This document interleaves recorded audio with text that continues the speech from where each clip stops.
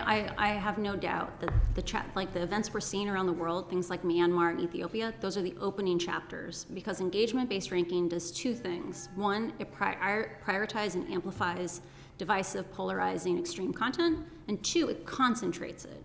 And so if Facebook comes back and says, only a tiny sliver of content on our platform is hate, or only a tiny sliver is violence, one, they can't detect it very well, so I don't know if I trust those numbers. But two, it gets hyper-concentrated in 5% of the population. And you only need 3% of the population on the streets to have a revolution. And that's dangerous. I want to ask you a bit about that hyper-concentration, Sure. and particularly an area that you worked on in particular, and that's Facebook groups. I remember being told several years ago by a Facebook executive that the only way you could drive content through the platform was advertising. I think we see that is not true, and groups are increasingly used to shape that experience. We talk a lot about the impact of algorithmic-based recommendation tools like Newsfeed. To what extent do you think groups are shaping the experience for many people on Facebook? Groups play a huge and critical role in driving the experience on Facebook. When I worked on civic misinformation, this is based on recollection, I don't have a document, but I believe it was something like 60% of the content in the newsfeed was from groups. I think a thing that's important for this group to know is that Facebook has been trying to extend the number of sessions, get you to consume longer sessions, more content. And the only way they can do that is by multiplying the content that already exists on the platform. And the way they do that is with things like groups and reshares. So if I put one post into a 500,000 person group, that can go out to 500,000 people. And when combined with engagement-based ranking, that group might produce 500, 1,000 pieces of content a day, but only 3 get delivered. And if your algorithm is biased towards extreme, polarizing, divisive content, it's like viral variants. Those giant groups are producing lots and lots of pieces of content, and only the ones most likely to spread are the ones that go out. It was reported, I think, last year by the Wall Street Journal that 60% of people that joined Facebook groups that shared extremist content and promoted extremist content did so at Facebook's active recommendation. So this is clearly something Facebook is researching. What action is Facebook taking about groups that share extremist content? I don't know the exact actions that have been taken in the last 6 months, year. Actions regarding extremist groups being recommended actively to users, promoted to users, is a thing that Facebook shouldn't be able to just say, this is a hard problem, we're working on it. They should have to articulate, here's our 5-point plan, and here's the data that would allow you to hold us accountable, because Facebook acting in a non-transparent, unaccountable way will just lead to more tragedies. Do you think that 5-point plan exists? I don't know if they have a 5-point plan. Or any plan? I don't know. I didn't work on that. Okay. But I mean, to what extent should we be considering groups, or should a regulator, UK regulator, be asking these questions about Facebook groups? I mean, from what you're saying, they are a significant driver of engagement, and if engagement is part of the problem, the way Facebook have designed it, then groups must be a big part of that too. Groups. Part of what is dangerous about groups is that we talk about sometimes this idea of is this an individual problem or is this a societal problem? One of the things that happens in aggregate is the algorithms take people who have very mainstream interests and they push them towards extreme interests. You can be someone center left and you'll get pushed to radical left. You can be center right, you'll get pushed to radical right. You can be looking for healthy recipes, you'll get pushed to anorexia content. There are examples in Facebook's research of all this. One of the things that happens with groups and with networks of groups is that people see echo chambers that create social norms. So if I'm in a group that has lots of COVID misinformation, and I see over and over again that if someone gives COVID vaccine, things that encourage people to get vaccinated, they get completely pounced upon. They get torn apart. I learn that certain ideas are acceptable and unacceptable. When that context is around hate, now you see a normalization of hate, a normalization of dehumanizing others, and that's what leads to violent incidents. I mean, many people would say that groups, particularly large groups, and some of these groups have hundreds of thousands of members in them, millions. They should be much easier for the platform to moderate because people are gathering in a common place. I strongly recommend that above a certain size group, they should be required to provide their own moderators and moderate every post. This would naturally, in a content agnostic way, regulate the impact of those large groups. Because if that group is actually valuable enough, they will have no trouble recruiting volunteers. But if that group is just an amplification point, like we see foreign information operations using groups like this and virality hacking, that's the practice of borrowing viral content from other places to build a group. We see these places as being, if you want to launch an advertising campaign with misinformation in it, we at least have a credit card to track you back. If you want to start a group and invite 1,000 people every day, like the limit is I think 2,200 people you can invite every day, you can build out that group and your content will land in their newsfeed for a month. And if they engage with any of it, it'll be considered a follow. And so things like that make them very, very dangerous, and they drive outsized impact on the platform. I mean, from what you say, if a bad actor or agency wanted to influence what a group of people on Facebook would see, you'd probably set up Facebook groups to do that more than you would Facebook pages and run advertising. And that is definitely a strategy that's currently used by information operations. Another one that's used, which I think is quite dangerous, is you can create a new account and within 5 minutes go post into a 1 million person group, right? There's no accountability, there's no trace, right? You can find a group to target any interest you want to. Very, very fine grain. Even if you removed micro-targeting from ads, people would micro-target via groups. And again, I mean, what do you think the company's strategy is for dealing with this? Because again, there were changes made to Facebook groups, I think in 2017, 2018, to create more of a community experience, I think Mark Zuckerberg said, which was good for engagement. But it would seem similar to changes to the way newsfeed works in terms of the content that it prefers and favors. These are reforms the company have put in place that have been good for engagement, but have been terrible for harm. I think there's we need to move away from having binary choices. There's a huge continuum of options that exist. Coming in and saying, hey, groups that are under 1,000 people are wonderful. They create community, they create solidarity, they help with people with connection. But if you get above a certain size, maybe 10,000 people, like you need to start moderating that group, because that alone, that naturally rate limits it. And the thing that we need to think about is where do we add selective friction to these systems so that they are safe in every language. You don't need the AIs to find the bad content. In your experience, is Facebook testing its systems all the time? Does Facebook experiment with the way its systems work around how you can increase engagement? And obviously, in terms of content on the newsfeed, we know it experimented around the election time around the sort of news that should be favored. So how does Facebook work in experimenting with its tools? Facebook is continuously running many experiments in parallel on little slices of the data that they have. I'm a strong proponent that Facebook should have to publish a feed of all the experiments they're running. They don't have to tell us what the experiment is, just an ID. And even just seeing the results data would allow us to establish patterns of behavior. Because the real thing we're seeing here is Facebook accepting little tiny additions of harm, like when they weigh off how much harm is worth how much growth for us. Right now, we can't benchmark and say, oh, you're running all these experiments, are you acting in the public good? But if we had that data, we could see patterns of behavior and see whether or not trends are occurring. You worked in the civic integrity team at Facebook. So if you saw something that was concerning you, who would you report to? This is a huge weak spot. If I drove a bus in the United States, there would be a phone number in my break room that I could call. It would say, did you see something that endangered public safety? Call this number. Someone will take you seriously and listen to you in like the Department of Transportation. When I worked on counter-espionage, I saw things where I was concerned about national security, and I had no idea how to escalate those because I didn't have faith in my chain of command at that point. Like they had dissolved civic integrity. I didn't see that they would take that seriously, and we were told just to accept under-resourcing. But I mean, in theory, you would report to your line manager. Would it be then up to them whether they chose to escalate that?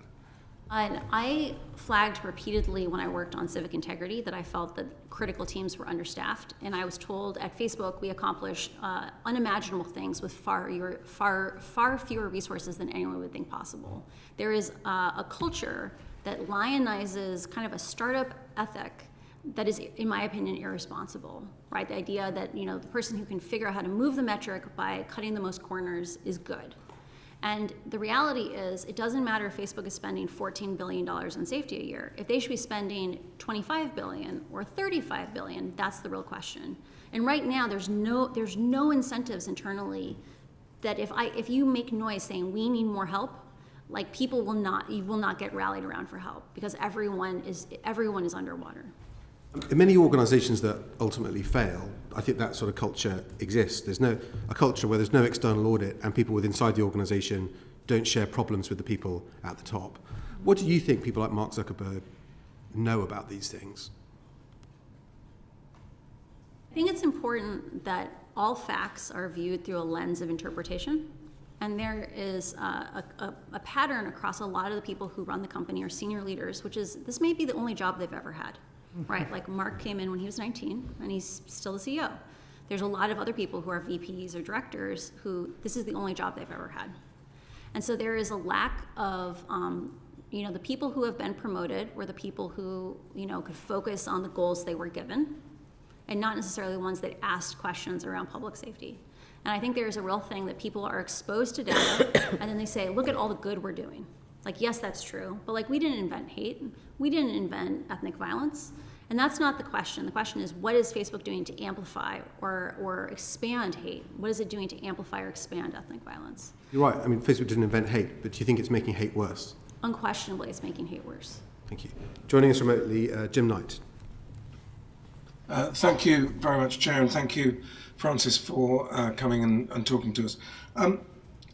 First of all, just on some of that last fascinating discussion that you were having, if you talked about if you were calling out for help, you wouldn't necessarily get the resource. Would the same be true if you were working in PR or legal within Facebook? I have never worked in PR or communications, so I'm not sure. I do know that there is. I was shocked to hear recently that Facebook wants to double down on the metaverse, and that they're going to hire 10,000 engineers in Europe to work on the metaverse. Because I was like, wow, do you know what we could have done with safety if we'd had 10,000 more engineers? It would have been amazing. I think there is a view inside the company that safety is a cost center. It's not a growth center, which I think is very short term in thinking. Because Facebook's own research has shown that when people have worse integrity experiences on the site, they are less likely to retain. I think regulation could actually be good for Facebook's long-term success because it would force Facebook back into a place where it was more pleasant to be on Facebook. And that could be good for the long-term growth of the company. Thank you. And then let me go back also to the discussion about Facebook groups, by which we're essentially talking about private groups, clearly. If you were asked to be the regulator of a platform like Facebook, how do you get the transparency about what's going on in private groups, given that they're private? I think there's a real bar. Like, we need to have a conversation as society around how many people, after a certain number of people have seen something, is it truly private, right? Is that number 10,000? Is it 25,000? Is it really private at that point? Because I think there's an argument that Facebook will make, which is that, there might be a sensitive group, which someone might post into, and we wouldn't want to share that even if 25,000 people saw it, which I think is actually more dangerous. Right, that if people are lulled into a sense of safety, that no one's going to see their hate speech, or no one's going to see maybe a more sensitive thing, like maybe they haven't come out yet, right? That is dangerous because those spaces are not safe, right? When 100,000 people see something, you don't know who saw it and what they might do. So I'm a big proponent of both Google and Twitter are radically more transparent than Facebook, right? People every day download the search results on Google and analyze them. And people publish papers. And because Google knows this happens, they staff software engineers who work on search quality to write blog posts. Twitter knows that 10% of all the public tweets end up going out on their fire hose. And people analyze those and do things like find information operation networks. And because Twitter knows someone is watching, they behave better. I think in the case of Facebook, and even with private groups, there should be some bar above which we say, enough people have seen this, it's not private. And we should have a fire hose just like Twitter, because if we want to catch national security threats like information operations, we need to have not just the people at Facebook looking at it, we need to have 10,000 researchers looking at it. And I think in addition to that, we'd have accountability on things like algorithmic bias or understanding whether or not our children are safe. That's really helpful. And just on Twitter and algorithmic bias, they published a report on Friday suggesting there was an algorithmic bias politically. Do you think that is unique to Twitter, or would you say that would also be the case in Facebook? Is that something implicit in the way that these algorithms and these platforms with all of their algorithms are designed to optimize clicks, and therefore there's something about certain types of political content that makes it more extreme, that is endemic to all of these social media companies? I am not aware of any research that demonstrates a political bias on Facebook. I am familiar with lots of research that says the way engagement-based ranking was designed, so Facebook calls it meaningful social interactions, though meaningful could have been hate speech or bullying up until November 2020, and it would still be considered meaningful. So let's call it social interaction ranking. I've seen lots of research that says that kind of ranking, engagement-based ranking, prioritizes polarizing, extreme, divisive content. It doesn't matter if you're on the left or on the right, it pushes you to the extremes, and it fans hate, right? Anger and hate is the easiest way to grow on Facebook. There's something called virality hacking, where you figure out all the tricks on how to optimize Facebook. And good actors, good publishers, are already publishing all the content they can do. But bad actors have an incentive to play the algorithm, and they figure out all the ways to optimize Facebook. And so the current system is biased towards bad actors and biased towards people who push people to the extremes. Thank you. And then currently we have a draft bill which is focusing on individual harm rather than societal harm. Given the work that you've done around democracy as part of your work at Facebook, do you think that it is a mistake to omit societal harm? I think it is a grave danger to democracy and societies around the world to omit societal harm. To give like a core part of why I came forward was I looked at the consequences of choices Facebook was making, and I looked at things like the global south, and I believe situations like Ethiopia are just part of the opening chapters of a novel that is going to be horrific to read. Right? We have to care about societal harm, not just for the global south, but our own societies. Because like I said before, when an oil spill happens, it doesn't make it harder for us to regulate oil companies. But right now, Facebook is closing the door on us being able to act. Like, we have a slight window of time to regain people control over AI. We have to take advantage of this moment. And my final question, and thank you, is undoubtedly, just because you're a digital company, you'll have looked at user journeys and analysed in a lot of detail the data around how different user journeys work. Is there any relationship between paid for advertising and then moving into some of these dangerous private groups, possibly then being moved into messaging services, into encrypted messaging? Are there user journeys like that we should also be concerned about, particularly given that paid for advertising is currently excluded from this bill? I am extremely concerned about paid for advertising being excluded because engagement-based ranking impacts ads as much as it impacts organic content. I'll give you an example. Ads are priced partially based on the likelihood that people like them, reshare them, do other things to interact with them, click through on a link. An ad that gets more engagement is a cheaper ad. We have seen that over and over again in Facebook's research, it is easier to provoke people to anger than to empathy or compassion, and so we are literally subsidizing hate on these platforms. It is cheaper substantially to run an angry, hateful, divisive ad than it is to run a compassionate, empathetic ad. And I think there is a need for things, even discussing disclosures of what rates like people are paying for ads, having full transparency on the ad stream, and understanding what are those biases that come in how ads are targeted. In terms of user journeys from ads to extreme groups, I don't have documents regarding that, but I can imagine it happening. Beeben Kidron. Hi, thank you, Francis, and thank you really very much for being here and taking a personal risk to be here. We are grateful. I really wanted to ask a number of questions that sort of speak to the fact that this system is entirely engineered for a particular outcome. And maybe you could start by telling us, what is Facebook optimized for? I think a thing that is not necessarily obvious to us as consumers of Facebook is that Facebook is actually a two-sided marketplace. It is about producers in addition to being about consumers. Like, you can't consume content on Facebook without getting someone to produce it. Facebook's switched over to engagement-based ranking. They said, the reason we're doing this is we believe it's important for people to interact with each other. We don't want people to mindlessly scroll. But a large part of what was disclosed in the documents was that a large factor that motivated this change was that people were producing less content. Facebook has run things called producer-side experiments, where they artificially give people more distribution to see what is the impact on your future behavior of getting more likes, more reshares, because they know if you get those little hits of dopamine, you're more likely to produce more content. And so right now, Facebook has said repeatedly, it's not in our business interest to optimize for hate. It's not in our business interest to give people bad experiences. But it is in Facebook's interest to make sure the content production wheel keeps turning, because you won't look at ads if your feed doesn't keep you on the site. And Facebook has accepted the costs of engagement-based ranking because it allows that wheel to keep turning. So that actually leads beautifully to my next question, which is I was really struck not so much by the harms, because in a funny way, they just gave evidence to what a lot of people have been saying for a long time and a lot of people have been experiencing.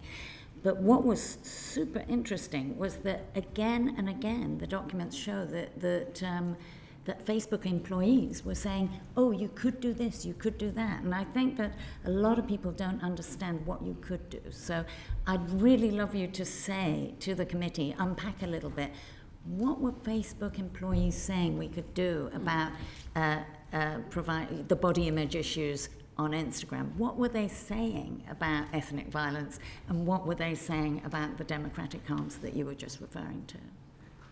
I have been mischaracterized repeatedly in certain parts of the internet that I'm here as like a plant to get more censorship. One of the things that I saw over and over again in the docs was that there are lots and lots of solutions that don't involve picking good and bad ideas.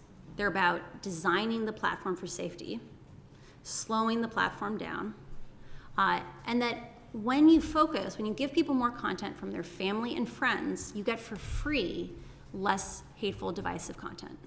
You get less misinformation. Because the biggest part that's driving misinformation is these hyper-distribution nodes, these groups where it goes out to 500,000 people. Some examples of non-content-based interventions are things like, let's imagine Alice posts something, and Bob reshares it, and Carol reshares it, and now it lands in Dan's newsfeed. If Dan had to copy and paste that to continue to share it, so his share button was grayed out, that's a 2-hop reshare chain. That has the same impact as the entire third-party fact-checking system, only it's going to work in the global south. It doesn't require us to have a language-by-language system. It just slows the platform down. Moving to systems that are human-scaled instead of having AI tell us where to focus is the safest way to design social media. And I want to remind people, we liked social media before we had an algorithmic feed. And Facebook said, if you move to a chronological feed, you won't like it. And it's true, with groups that are 500,000 people, where it's just like a spraying content at people, you're not going to like it. But Facebook has choices that it could do in different ways. It could have groups that were designed like these things called Discord servers, where it's all chronological, but people break out into different rooms as it gets too crowded. That's a human intervention, a human scale solution, not an AI-driven solution. And so slowing the platform down, content agnostic strategies, human scale solutions, that's the direction we need to go. Why don't they do it? So each one of these interventions, so in the case of reshares, there are some countries in the world where 35% of all the content in the newsfeed is a reshare. And the reason why Facebook doesn't, crack down on reshares or do friction on them at least, is because they don't want to lose that growth. They don't want 1% shorter sessions, because that's also 1% less revenue. And so Facebook has been unwilling to accept even little slivers of profit being sacrificed for safety. And that's not acceptable. And I wanted to ask you in particular about what a break glass measure is, if you would tell us. Facebook's current security strategy, safety strategy, is that it knows engagement-based ranking is dangerous, but the AI is going to pick out the bad things. But sometimes the heat in a country gets hotter and hotter and hotter. It might be a place like Myanmar that didn't have any misinformation classifiers, or like labeling systems, no hate speech labeling classifying systems, because their language wasn't spoken by enough people. They allow the temperature in these countries to get hotter and hotter and hotter. And when the pot starts boiling over, they're like, oh no, we need to break the glass. We need to slow the platform down. And Facebook has a strategy of only when crisis has begun, it slows the platform down. instead of watching as the temperature gets hotter and making the platform safer as that happens. So that's what break glass measures are. Okay, so I guess why I'm asking these questions is if you could slow it down, make the groups smaller, have break glass as a norm rather than in emergency. These are all really safety by design strategies. These are all just saying, you know, make your product fit for purpose. Can you just say if you think that those could be mandatory in the bill that we're looking at? Facebook right now has characterized the reason why they turned off their break the glass measures after the US 2020 election was because they don't believe in censorship. These measures had largely nothing to do with content. There were questions around how much do you amplify live video? Do you give it a 600x multiplier or a 60x multiplier? Little questions where Facebook optimized their settings for growth over safety. And I think there's a real thing that we need to think about safety by design first. And Facebook should have to demonstrate that they have assessed the risks. They must be mandated to assess the risks. And we need to specify how good is that risk assessment, because Facebook will give you a bad one if they can. And we need to mandate that they have to articulate solutions, because Facebook is not articulating what's the 5-point plan to solve these things. I also want to raise the issue of whitelisting, because a lot of the bill actually talks about terms and conditions, them being very clear, and then upholding terms and conditions and having a regulatory sort of relationship to upholding them.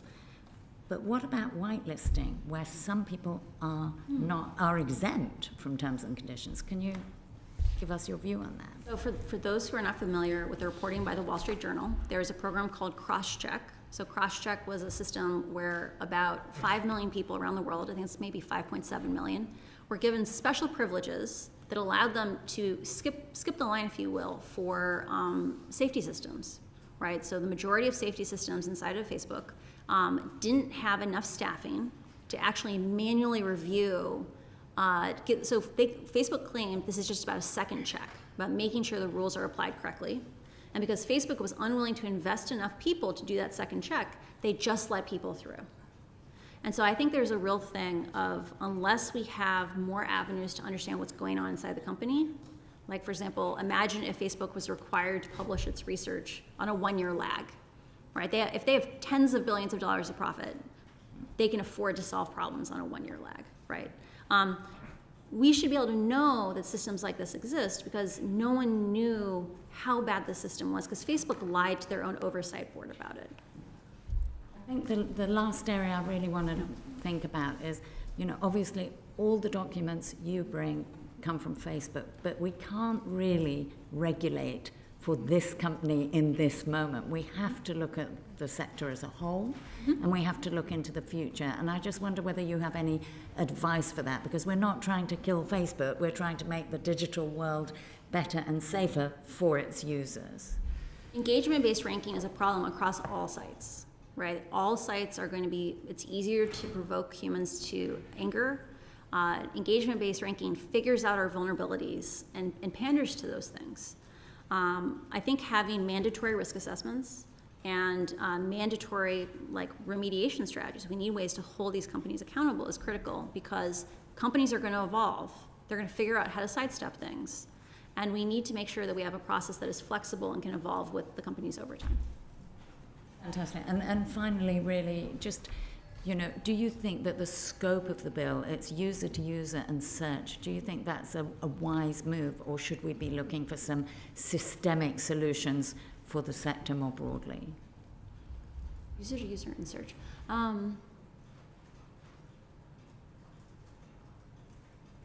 That's a great question.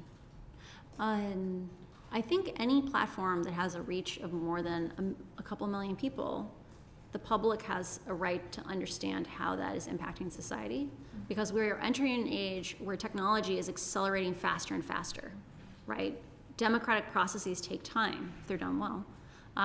And we need to be able to think about how will we know when the next danger is looming. Because, for example, in my case, because Facebook is a public company, I could file with the SEC for whistleblower protections. If I had worked at TikTok, which is growing very, very fast, that's a private company, and I wouldn't have had any avenue to be a whistleblower. And so I think there is a real thing of thinking about any tech company that has a large societal impact. We need to be thinking about how do we get data out of that company, because, for example, you can't take a college class today to understand the integrity systems inside of Facebook. The only people who understand it are people inside of Facebook. And so thinking systematically about, for large tech companies, how do we get the information that we need to make good decisions is vital.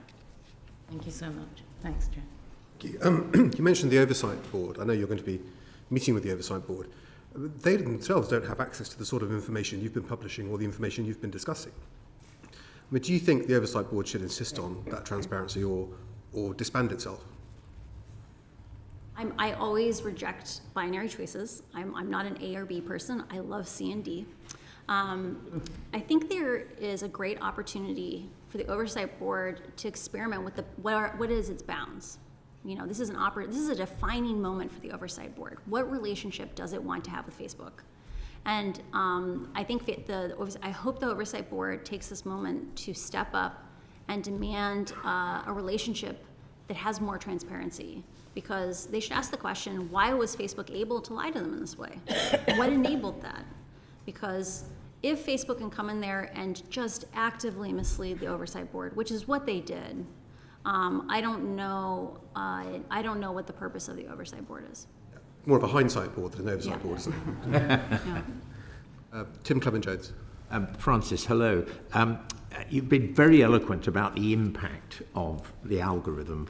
You've talked about ranking, pushing extreme content, the amplification of that sort of content, an addiction driver, I think you've used the phrase. And this follows on really from talking about the Oversight Board or a regulator over here, or indeed trying to construct a safety by design regime.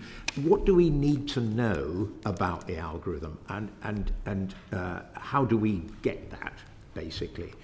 Should it be about the output of an algorithm, or should we be actually inspecting the entrails for a code? You know, when we talk about transparency, it's very easy just to say, oh, we need to be much more transparent about the operation of these algorithms. But what does that really mean? I think it's always important to think about Facebook as a concert of algorithms. There are many different algorithmic systems, and they work in different ways. Some are amplification systems, some are downregulation systems. And understanding how all those parts work and how they work together is important. So I'll give you an example. Facebook has said engagement-based ranking is dangerous unless you have this AI that's going to pick out the extreme content. Facebook has never published which languages are supported and which integrity systems are supported in those languages. Because of this, they are actively misleading the speakers of most large languages in the world by saying, we support 50 languages, but most of those countries have a fraction of the safety systems that English have. When we say, how does the algorithm work, we need to be thinking about what is the experience of the algorithm for lots of individual populations. Because the experience of Facebook's newsfeed algorithm in a place that doesn't have integrity systems on is very different than, say, the experience in Menlo Park. And so I think some of the things that need to happen are, there are ways of doing privacy-sensitive disclosures of, we call it segmentation. So imagine if you divided the United States up into 600 communities based on what pages and groups people interact with, their interests. You don't need to say this group is, 35 to 40-year-old white women who live in the South. You don't need to say that. You can have a number on that cluster, but understanding, are some groups disproportionately getting COVID misinfo? Right now, 4% of those segments are getting 80% of all the misinfo. We didn't know that until my disclosure. For hate speech, it's the same way. For violence incitement, it's the same way. And so when we say, do we understand the algorithm, we should really be asking, do we understand the experiences of the algorithm? And that if Facebook gives you aggregate data, it will likely hide how dangerous the systems are, because the experience of the 95th percentile for every single integrity harm is radically different, or the 99th percentile is even more radically different than the median experience. And I want to be really clear, the people who go and commit acts of violence those are people who get hyper exposed to this dangerous content. And so we need to be able to break out by those extreme experiences. That's really interesting. I mean, do you think that that is practical for Facebook to produce? Would they need to have further research, or have they got ready access to that kind of information? You could produce that information today, right? So the segmentation systems exist. That was one of the projects that I founded when I was at Facebook. That segmentation has been used since for different problem areas like COVID misinformation. And they already produce many of these integrity statistics. So part of what's extremely important about Facebook should have to publish which integrity systems exist and in which languages is right now, let's imagine we are looking at self-harm content for teenagers. Let's imagine we came in and said, we want to understand how is self-harm concentrated across these segments. Facebook's most recent position, according to a governmental source we talked to, was that they said, we don't track self-harm content. We don't know who's overexposed. If they were forced to publish what integrity systems exist, we could say, wait, why don't you have a self-harm classifier? You need to have one so we can answer this question of, is the self-harm content focused on 5% of the population? Because we can answer that question if we have the data. And we should wrap that into a risk assessment that we Yes. require to be delivered to us, basically. If I were writing standards on risk assessments, a mandatory provision I would put in there is you need to do segmented analysis because the median experience on Facebook is a pretty good experience. The real danger is that 20% of the population has a horrible experience or an experience that is dangerous. And is that the core of what we would need by way of information from Facebook or other platforms? Or is there other information about data? Or, I mean, what else do we need to be really effective in risk assessment?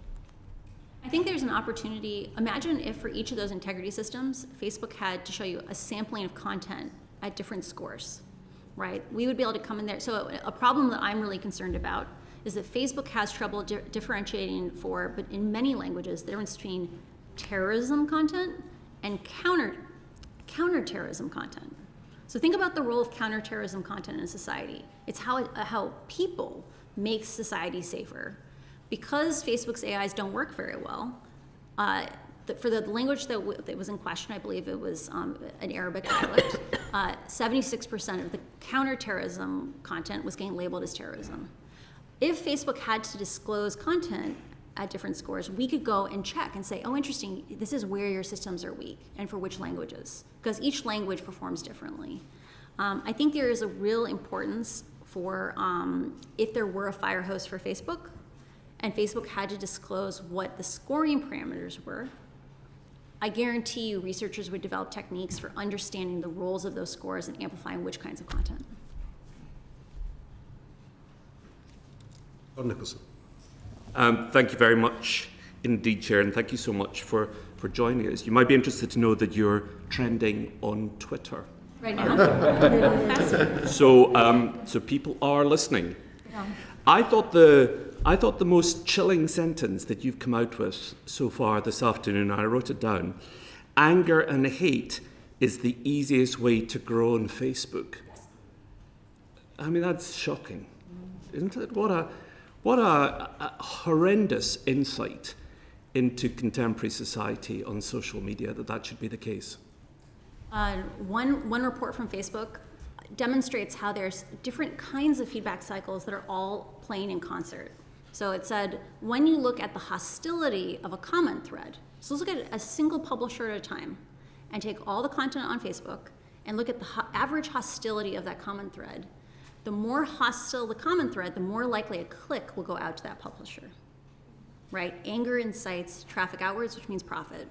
We also see that people who want to grow really fast, they do that technique of harvesting viral content from other groups and spreading into their own pages, into their groups, and they bias towards stuff that gets an emotional reaction. And the easiest emotional reaction to get is anger, and psychology research has shown this for decades. So those of us who are adults or aspiring adults, like members of the committee, will find that hard enough to deal with. But for children, this is particularly challenging, isn't it? And I'd like to follow up on some of Baroness Kidron's very good questions, specifically on harm to children. Perhaps you could tell us, for people who don't know, what percentage of British teenagers can trace, for those who feel like this, their desire to kill themselves back, I can't even believe I'm saying that sentence, but back to Instagram. I don't remember the exact statistic. I think it was around 12%. It's 13? Or, it's exactly that. Yeah. And body image is also made much worse, isn't it? yes. And why should that be for people who don't understand that? Why should it be that being on Instagram makes you feel bad about the way your body looks? Facebook's own reports say it is not just that Instagram is dangerous for teenagers. It is actually more dangerous than other forms of social media. Because Why? TikTok is about doing fun activities with your friends. It's about performance. Snapchat is about faces and like augmented reality. Reddit is at least vaguely about ideas. But Instagram is about social comparison and about bodies, right? It is about like people's lifestyles. And that's what ends up being worse for kids. There's also an effect, which is a number of things are different about a life mediated by Instagram than what high school used to be like. So when I was in high school, it didn't matter if your experience at high school was horrible. Most kids had good homes to go home to. And they could, at the end of the day, disconnect. They would get a break for 16 hours. Facebook's own research says now the bullying follows children home. It goes into their bedrooms. The last thing they see at night is someone being cruel to them. The first thing they see in the morning is a hateful statement. And that is just so much worse.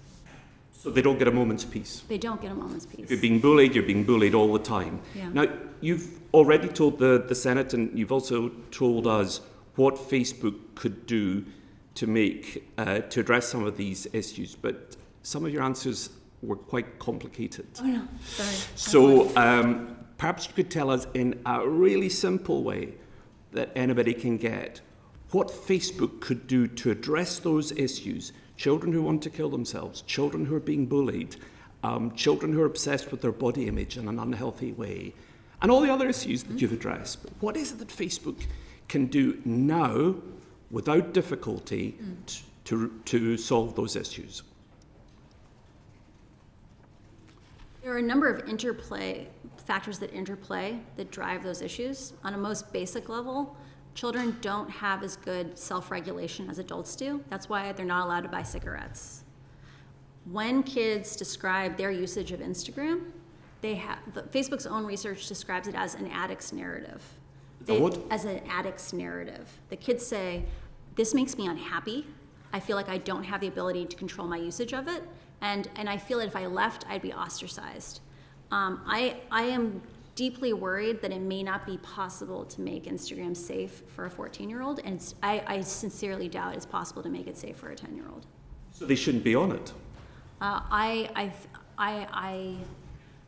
would be surprised. I would love to see a proposal from an established independent agency that had a picture of what a safe version of Instagram for a 14-year-old looks like. But you don't think such a thing exists? I am not aware of something that Does Facebook care whether or not Instagram is safe for a 10-year-old? What I find very deeply misleading about Facebook's statements regarding children is they say things like, we need Instagram kids because kids are going to lie about their age, and so we might as well have a safe thing for them. Facebook should have to publish what they do to detect 13-year-olds on the platform, because I guarantee you what they're doing today is not enough. And Facebook's own research does something where Facebook can guess how old you are with a great deal of precision, because they can look at who your friends are, who you interact with. Because you're at school. Yeah, because that's a bit of a giveaway. Oh, if you're yeah. wearing a school uniform, Yes. chances are you're on 20. But I want to disclose a very specific thing. This is something actually the Senate found when we disclosed the documents to them. They found that Facebook had estimated the ages of teenagers and worked backwards to figure out how many kids lied about their ages and how many were on the platform. And they found for some cohorts, 10 to 15% of 10-year-olds were on the platform. Facebook should have to publish those stats every year so we can grade how good were they at keeping kids off the platform. Right. So Facebook can solve this if it wants to do so. Facebook can make a huge dent on this if they wanted to, and they don't, because they know that young users are the future of the platform, and the earlier they get them, the more likely they'll get them hooked. Okay.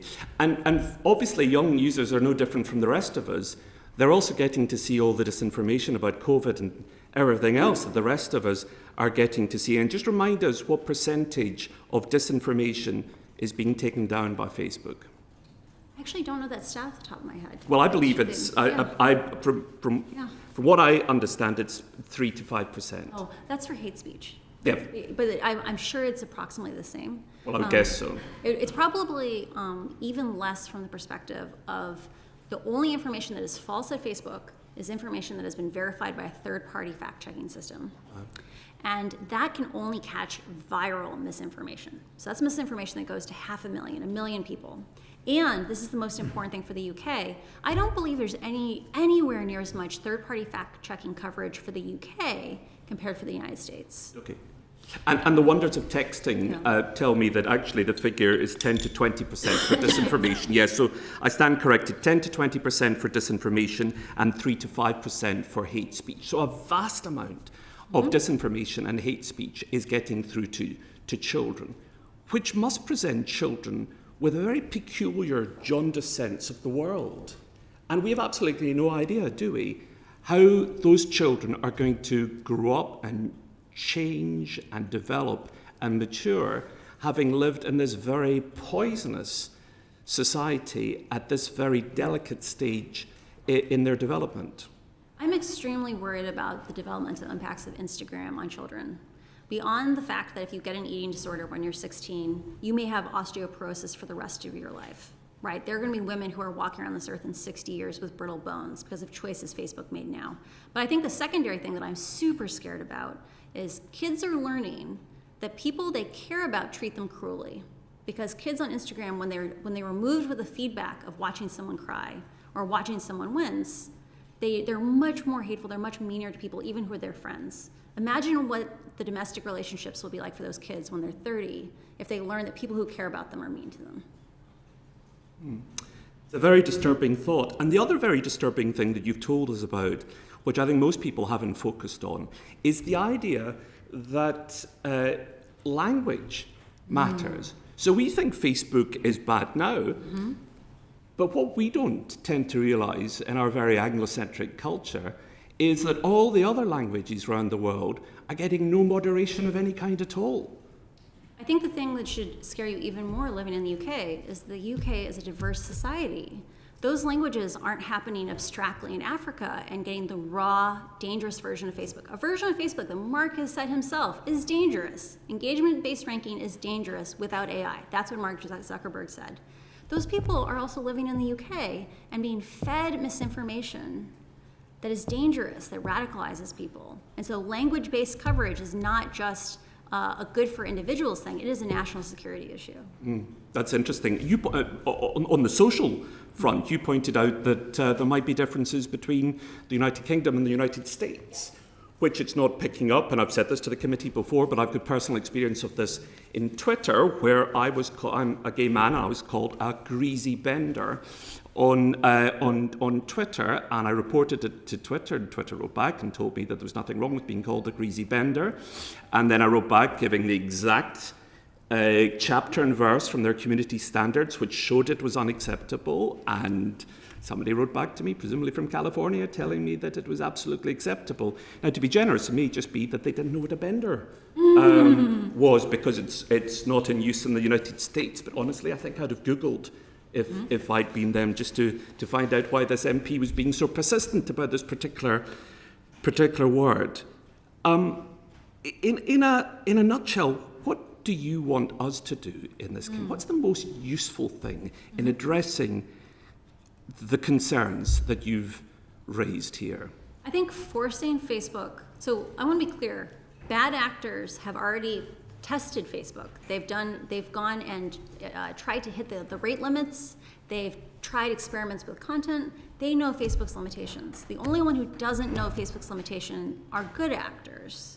Facebook needs to disclose what its integrity systems are and which languages they work in, and the performance per language or per dialect. Because I guarantee you the safety systems that are designed for English probably don't work as well on UK English versus American English. All of this makes Facebook sound relatively benign, doesn't it? As if it's just not doing quite what it should be doing. But what your evidence has shown to us is that Facebook is failing to prevent harm to children. It's failing to prevent the spread of disinformation. It's failing to present hate speak. It does have the power to deal with these issues. It's just choosing not to, which makes me wonder whether Facebook is just fundamentally evil. Is Facebook evil? I cannot see into the hearts of men. And I think there is a real thing of people, good people, and Facebook is overwhelmingly full of conscientious, kind, empathetic people. You have to leave. Good people who are embedded in systems with bad incentives are led to bad actions. And there is a real pattern of people who are willing to look the other way are promoted more than people who raise alarms. We know where that leads Yes. in history, Yeah. don't we? So could we compromise that it's not evil? Maybe that's an overly moralistic word. But the way that some of the outcomes of Facebook's behaviour is evil. I think it's negligent. Malevolent? Malevolent implies intent, and I cannot see into the hearts of men. But I do believe there is a pattern of inadequacy, that Facebook is unwilling to acknowledge its own power. It believes in a world of flatness, which hides the difference, like children are not adults, right? They believe in flatness, and they won't accept the consequences of their actions. And so I think that is negligence, and it is ignorance. But I can't see into their hearts, and so I don't want to consider it malevolent. Well, I respect your desire, obviously, to answer the question in your own way, but given the evidence that you've given us, I think a reasonable person running Facebook, seeing the consequences of the company's behaviour, would, I imagine, have to conclude that what they were doing, the way their company was performing, and the outcomes were malevolent and would want to do something about it. I would certainly hope so. Back to you, Chair. Thank you very much. Just on that point about... Do you mind if I rested my voice for 5 minutes? Just, could we take a break for a second? Or we... Oh, sorry. I don't know how long we're going to go. So if we go for 2.5 hours, I'll... Never mind. We ask your question. Okay, thank you. We'll do it after. Just on that point about intent, I mean, someone may not have intended to do a bad thing, but if their actions are causing that, and they're told about it, and they don't change their strategy, then what do you say about them then? I am a big proponent of we need to look at systems and how systems perform, and this idea that, and actually this is a huge problem inside of Facebook. Facebook has this philosophy that they can, if they establish the right metrics, they can allow people free reign, right? They, like I said, they're intoxicated by flatness. They have the largest open floor plan office in the world. It's 1/4 of a mile long in one room, right? They believe in flatness. They believe that if you pick a metric, you can let people do whatever they want to move that metric. And that's all you have to do. If you had better metrics, you could do better actions. But that ignores that if you learn data that metric is leading to harm, which is what meaningful social interactions did, that the metric can get embedded. Because now there are thousands of people who are all trying to move a metric, and people get scared to change a metric and make people not get their bonuses. And so I think there is a real thing of there is no will at the top. Mark Zuckerberg has unilateral control over 3 billion people, right? There's no will at the top to make sure these systems are run in an adequately safe way. And I think until we bring in a counterweight, things will be operated for the shareholders' interest and not for the public interest. Thank you. Joining us remotely, Dean Russell. Thank you, Chair, and thank you again for joining us today. It's incredibly important, and your testimony has been heard loud and clear. The points I want to just pick up on was about addiction. If Facebook were optimizing algorithms in the same way, or viewed to be doing it in the same way as a drug company was trying to improve addiction of their product, it would probably be viewed very differently. And I just wondered if you could explore a bit further this role of addiction and whether actually Facebook is doing something that we perhaps have never seen in history before, which is creating an addictive product that perhaps isn't consumed, but actually through taking the drug, as it were, but is consumed via a screen. Inside of Facebook, there are many euphemisms that are meant to hide the emotional impact of things. So, for example, the ethnic violence team is called the social cohesion team, because ethnic violence is what happens when social cohesion breaks down. For addiction, the metaphor is problematic use. People are not addicted, they have problematic use. The reality is that using large-scale studies, so these are 100,000 people, Facebook has found that problematic use is much worse in young people than people who are older. So the bar for problematic use is that you have to be self-aware enough and honest enough with yourself to admit that you don't have control over your usage and that it is harming your physical health, your school, or your employment. And for 14-year-olds, it peaks. You know, their first year, they haven't gotten quite enough problematic use yet, but by the time they get to be 14, between 5.8% and 8% of kids say they have problematic use. And that's a huge problem. If that many 14-year-olds are that self-aware and that honest, the real number is probably 15, 20%. I am deeply concerned about Facebook's role in hurting the most vulnerable among us. Facebook has studied who has been most exposed to misinformation, and it is people who have been recently widowed, people who are recently divorced, people who moved to a new city, people who are socially isolated. And I am deeply concerned that they have made a product that can lead people away from their real communities and isolate them in these rabbit holes, in these filter bubbles. Because what you find is that when people are sent targeted misinformation to a community, it can make it hard to reintegrate into larger society because now you don't have shared facts. So that's the real harm. I like to talk about the idea of the misinformation burden instead of thinking of it as, because it is a burden when we encounter this kind of information.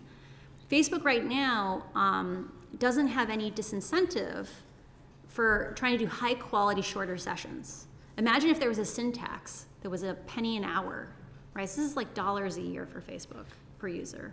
Imagine if there was a syntax that pushed Facebook to have shorter sessions that were higher quality. Nothing today is incentivizing them to do this. All the incentives say, if you can get them to stay on the platform longer, you'll get more ad revenue, you'll make more money. And so with that, and thank you, that's very helpful. But in terms of the way that often the discussion is around the bill, especially that we're looking at, the online safety bill, is around the comparison with it being a publisher or publishing platform. But should we be looking at this much more about almost a product approach, which in essence is causing addiction, as you say, with young people? And as you mentioned earlier about the impact on, trying to get a greater high almost through the dopamine in their brain. So we've heard previous testimony from experts highlighting that actually children's brains seem to be changing because they're using Facebook and other platforms to a large extent over many, many hours. And if they were being given a white powder and they were having the same symptoms, the same outputs, we'd be very quick to clamp down on that. But because it's via a screen and we call it Facebook and we think everyone's using it nicely, that doesn't happen. So I'd just be interested in your view on the impact on children, whether Facebook have actually been looking at that, but also whether we should be doing this almost with regards to Facebook being a product rather than a platform. I find it really telling that if you go to Silicon Valley and you look at the most elite private schools, they often have zero social media policies, that they try to establish cultures where you don't use phones and you don't connect with each other on social media. The fact that that is a trend in the most elite private schools in Silicon Valley, I think should be a warning to us all. It is super scary to me that we are not taking a safety first perspective with regard to children, right? Safety by design is so essential with kids because the burden that we've set up till now is the idea that the public has to prove to Facebook that Facebook is dangerous. Facebook has never had to prove that their product is safe for children, right? And we need to flip that script. With pharmaceuticals, a long time ago we said it's not the obligation of the public to say this medicine is dangerous, it's the obligation of the producer to say this medicine is safe. We've done this over and over again, and this is the right moment to act. This is the moment to change that relationship with the public. And if I may, just on that point, sorry, my screen seems to be switching off. My apologies. With regards to that point of addiction, have there been any studies from your awareness within Facebook and within the documents you've seen where they have actually looked at how they can increase addiction via the algorithms? I have not seen any documents that are as explicit as saying Facebook is trying to make addiction worse, but I have seen documents where on one side someone's saying the number of sessions per day that someone has, like the number of times they visit Facebook, is indicative of their risk of exhibiting problematic use. But on the other side, they're clearly not talking to each other. Someone says, interesting, an indicator that people will still be on the platform in 3 months is if they have more sessions every day. We should figure out how to drive more sessions. And this is an example of Facebook is not, because their management style is flat, there isn't enough cross-promotion. There's not enough cross-filtration. And the side that is responsible for growing the company is often is kept away from the side that highlights harms. And that kind of world where it's not integrated, that causes dangers and it makes the problem worse. Thank you. Sorry, Dave, we can pause there. It's 25 to 2. We're going for over an hour, so I think we'll take a 10-minute break at this point. Lovely. Thank you So much.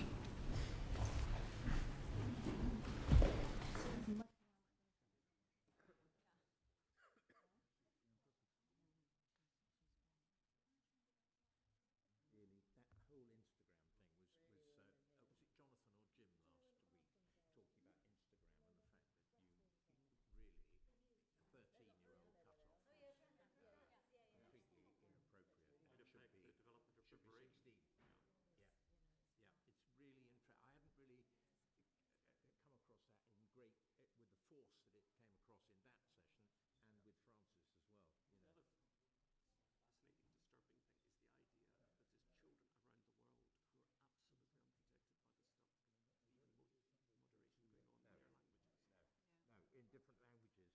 It's definitely worth asking about. Chair. Sorry, I don't know if you can hear me. Am I okay to come back in with the rest of my questions after the break, Luke? Yeah, because I haven't asked yet, and I know there's another 5. Oh, yeah, of course. No, I think that's fine. Another hour. Very well. Yeah, that's great. You think, unless she's genuinely ill, in which case they should have told us in advance. I do think it's a bit naughty to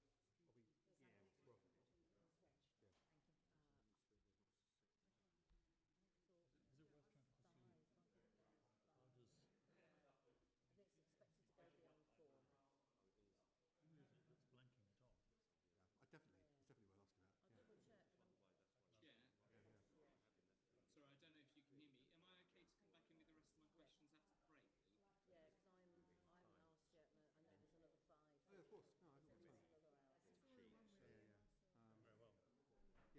It's kind of thing.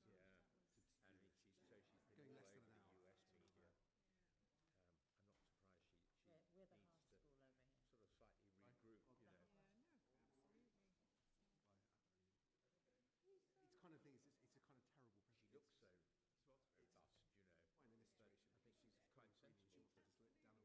someone who effectively use these breaks to take a briefing from their lawyers and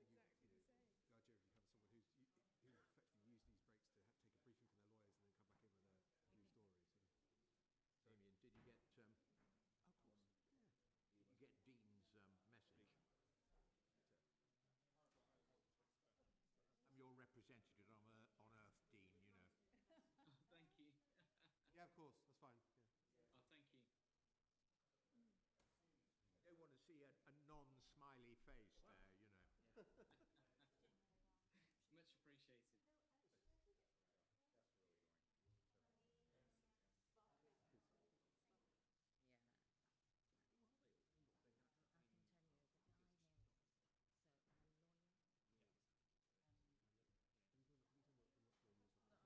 Still haven't really, he's got to grips with the legal behind it.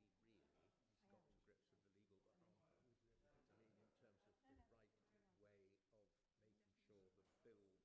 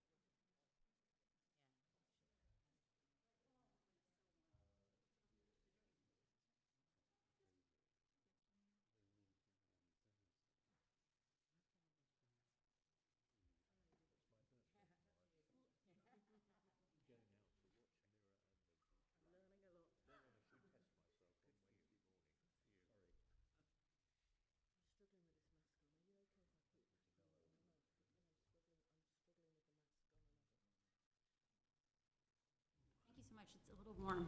So We've tried, it's unusually warm in this room, so we've tried to open the windows a bit more and turn the heating down. No, it's all good. I'm excited to be here.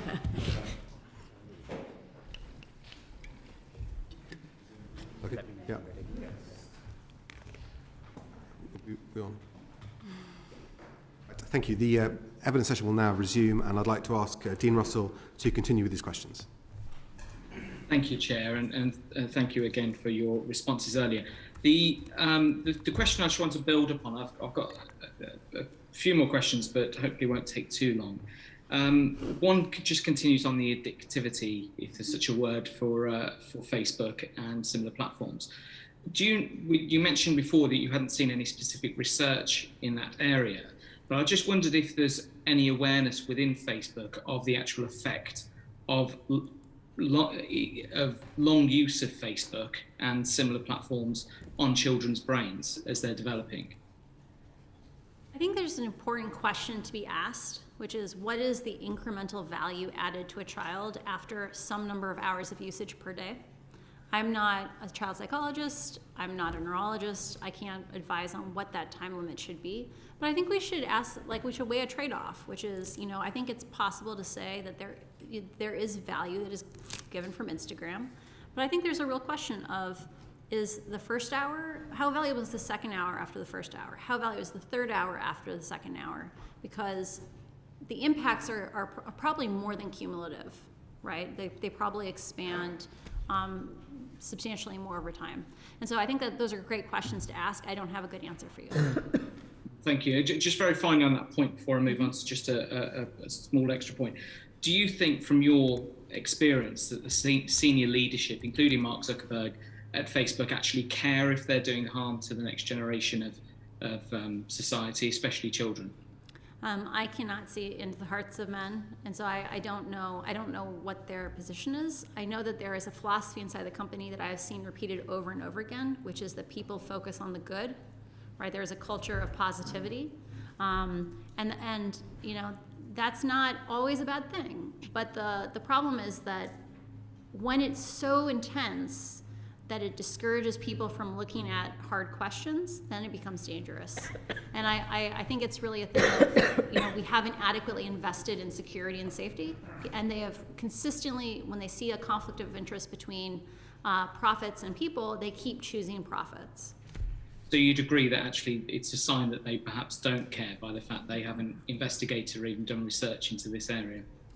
I think they need to do more research, and I think they need to take more action, and they need to accept that it's not free, that that safety is important and is a common good, and that they need to invest more in it. Thank you. And if I may, just on a slightly different point, if I may, you're obviously now a globally known whistleblower, and one of the aspects that we've looked at over the past few weeks is around anonymity. And one of the regular points that's made is that if we pushed on anonymity within this bill, that would do harm to people who want to be whistleblowers in the future. I just wanted to get your sense of whether you agree with that, and if you have any particular view on anonymity. I worked on Google Plus in the early days. I was actually the person in charge of profiles on Google Plus when Google internally had a small crisis over whether or not real names should be mandated. And there was a movement inside the company called Real Names Considered Harmful. And it detailed at great length all the different populations that are harmed by excluding anonymity. And that's groups like domestic abuse survivors who, their personal safety may be at risk if they're forced to engage with their real names. Anonymity, I think it's important to weigh what is the incremental value of requiring real names. Real names are difficult to implement. So most countries in the world do not have digital services where we could verify someone's ID versus their picture or a database. And in a world where someone can use a VPN and claim they're in one of those countries and register a profile, that means they could still do whatever action you're afraid of them doing today. The second thing is that Facebook knows so much about you. And if they're not giving you information to facilitate investigations, that's a different question. Facebook knows a huge amount about you today. The idea that you're anonymous on Facebook is I think, not actually accurate for what's happening, and we still see these harms. But the third thing is the real problem here is the systems of amplification. Like, this is not a problem about individuals. It is about having a system that prioritizes and mass distributes divisive, polarizing, extreme content. And that in situations where you just limit content, or not limit, when you just show more content from your family and friends, you get for free, safer, less dangerous content. And I think that's the greater solution. And so very finally, just in terms of anonymity for this report then, are you saying that we should be focusing more on the proliferation of content to large numbers than we should on anonymity of the source of the content? Yes, I think the much more scalable, effective solution is thinking about how is content distributed on these platforms, what are the biases of the algorithms, what are they distributing more of, and concentration, like are certain people being pounded with this bad content? For example, this happens on both sides. It's both people being hyper-exposed to toxicity and hyper-exposed to abuse, right? Yeah, thank you. I'll pass back over to the chair next, and I've got colleagues who wanted to come in. Thank you very much. Thank you. I just wanted to ask you about the point you just made on anonymity. From what you're saying, it sounds like anonymity currently exists to hide the identity of the abuser from their victim, but not the identity of the abuser to the platform. Platforms have far more information about accounts than I think people are aware of. And platforms could be more helpful in identifying those connections in cases of crimes. And so I think it's a question of Facebook's willingness to act to protect people, more so than a question of are those people anonymous on Facebook. The reason I think it's a particularly pertinent point here, we're having this debate on anonymity, is that one of the concerns is that if you say, well, the platform should always know who the account user is, so if there was a request from law enforcement that they could comply with it. And some people say, well, if we do that, there's a danger of their systems being hacked or that information being got out in another way. But from what you're saying is practically, the company already has that data and information anyway. It knows so much about each one of its users, regardless of the settings for an account. And obviously in Facebook, you have to have your own name for the account anyway, in theory. I think what you're saying is in practical terms, anonymity doesn't really exist because the companies know so much about you. You could imagine designing Facebook in a way where as you use the platform more, you got more reach, right? Like the idea that reach is earned, it is not a right. In that world, as you interact with the platform more, the platform will learn more and more about you. The fact that today you can make a throwaway account and take an action, like that opens up all sorts of doors. But I just want to be clear, in a world where you require people's IDs, you're still going to have that problem because Facebook will never be able to mandate that for the whole world because lots of countries don't have those systems. And as long as you can pretend to be in that country and register an account, you're still going to see all those harms. Thank you. Guy Black. Thank you. If I could join other colleagues and thank you so much for being here today because this is so important to us. The bill, as it stands, exempts legitimate news publishers and the content that comes from legitimate news publishers from its scope. But there is no obligation on Facebook and indeed the other platforms to carry that journalism.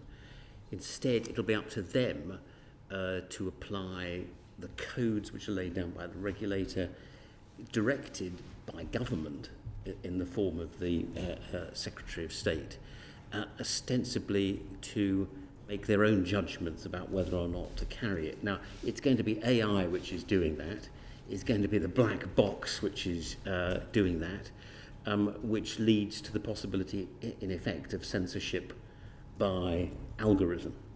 And what I'd really like to know is, in your experience, do you trust AI to make those sorts of judgments, or will we get to the sort of situation where all news, legitimate news about terrorism, is in effect censored out because the black box can't differentiate between news about terrorism and content which is promoting terrorism? I think there's a couple of different issues there to unpack. So the first question is around exempting, excluding journalism. Right now, my understanding of how the bill is written is that a blogger could be treated the same as an established outlet that has editorial standards. People have shown over and over again that they want high quality news. People are willing to pay for high quality news now at rates that are, it's actually interesting. One of the highest rates of subscription news is amongst like 18-year-olds, right? Young people understand the value of high quality news. When we treat a random blogger and an established high quality news source the same, we actually dilute the access of people to high quality news. That's the first issue. I'm very concerned that if you just exempt it across the board, you're going to make the regulations ineffective. The second question is around, can AI identify safe versus dangerous content?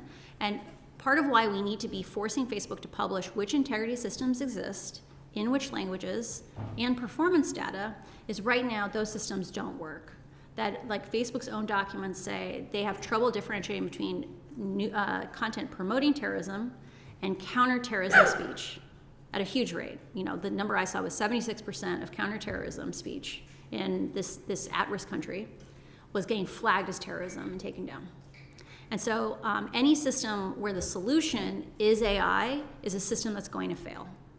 Instead, we need to focus on slowing the platform down, making it human scale, and letting humans choose what we focus on, not letting an AI, which is going to be misleading us, make that decision. So what practically could we do in this bill to deal with that problem?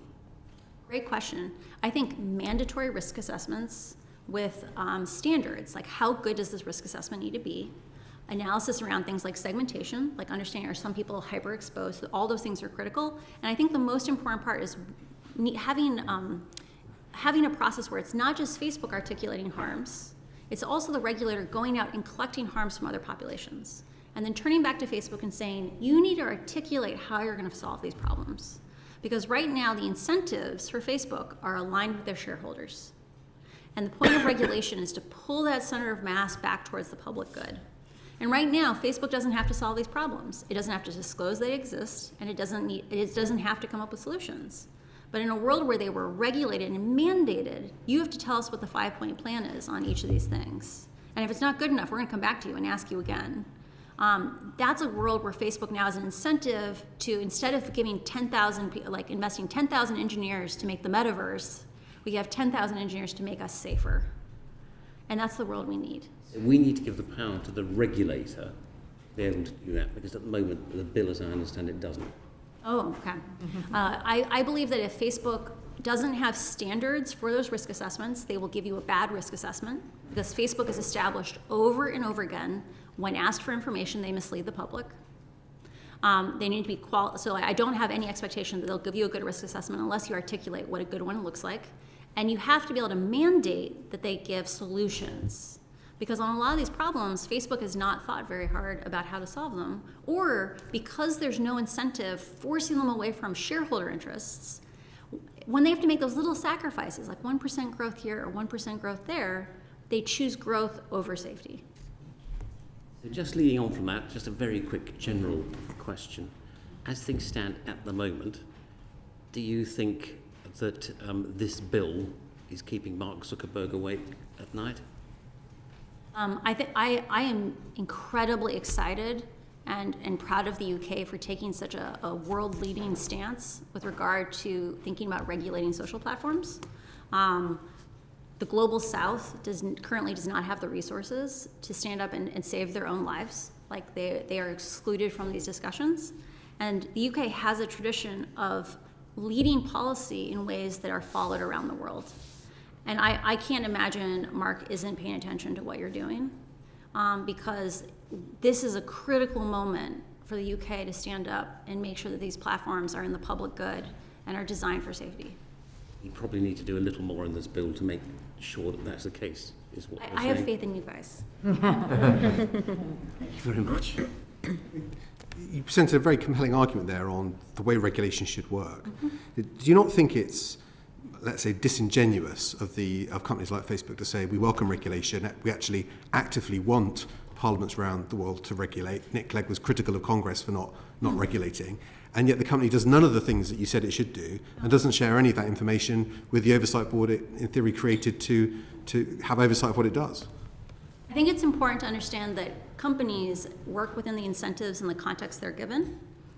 I think today Facebook is scared that if they freely disclosed information, i.e. it wasn't requested by a regulator, then they might get a shareholder lawsuit, right? I think they're really scared about doing the right thing because, like, if they slow down in the United States, because they're a private company, they have a fiduciary duty to maximize shareholder value. Yeah. And so when they're given these little choices between 5% more misinformation or 10% more misinformation and 1% of sessions, they choose sessions and growth over and over again. And I think there's actually an opportunity, I think, to make the lives of Facebook employees better, like rank and file employees better, by giving appropriate goalposts for like what is a safe place. Because right now, I think there's a lot of people inside the company that are uncomfortable about the decisions that they are being forced to make within the incentives that exist, and that creating different incentives through regulation gives more freedom to be able to do things that they might be aligned with their hearts. I mean, going back to the oversight board, they don't have access to data. I mean, so much of your argument is about data drives engagement, drives revenue, and that's what the business is all about. And yet the oversight board can't see that. I mean, even when they ask for it, they're told they can't have it. And to me, that doesn't look like a company that wants to be regulated. Again, I think it's one of these things where Facebook, I think, like I said before, I can't see into men's hearts. I can't see on motivations. I think, but knowing what I know, I'm an odd nerd in that I have an MBA. Given what the laws are in the United States, they have to act in the shareholders' interest, or they have to be able to justify doing something else. And I think here, a lot of the long-term benefits are harder to prove, right? Like, I think if you make Facebook safer and more pleasant, it'll be a more profitable company 10 years from now, because the toxic version of Facebook is slowly losing users. But at the same time, the actions in the short term are easy to prove. And I think they worry that if they do the right thing, they might get a shareholder lawsuit. I just don't know. Susan Webb. Thank you, Chair, and thank you, Francis, so much for being here. It's truly appreciated, and everything you've done to get yourself here as well, so over the last year.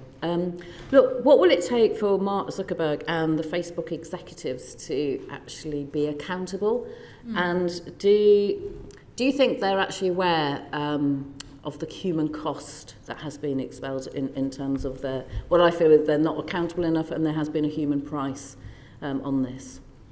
I think it is very easy for humans to focus on the positive over the negative. And I think it's important to remember that Facebook is a product that was built by Harvard students for other Harvard students, right? Like, when a Facebook employee looks at their newsfeed, it is likely they see a safe, pleasant place where pleasant people discuss things together. Their immediate visceral perception of what the product is and what's happening in a place like Ethiopia, they're completely foreign worlds.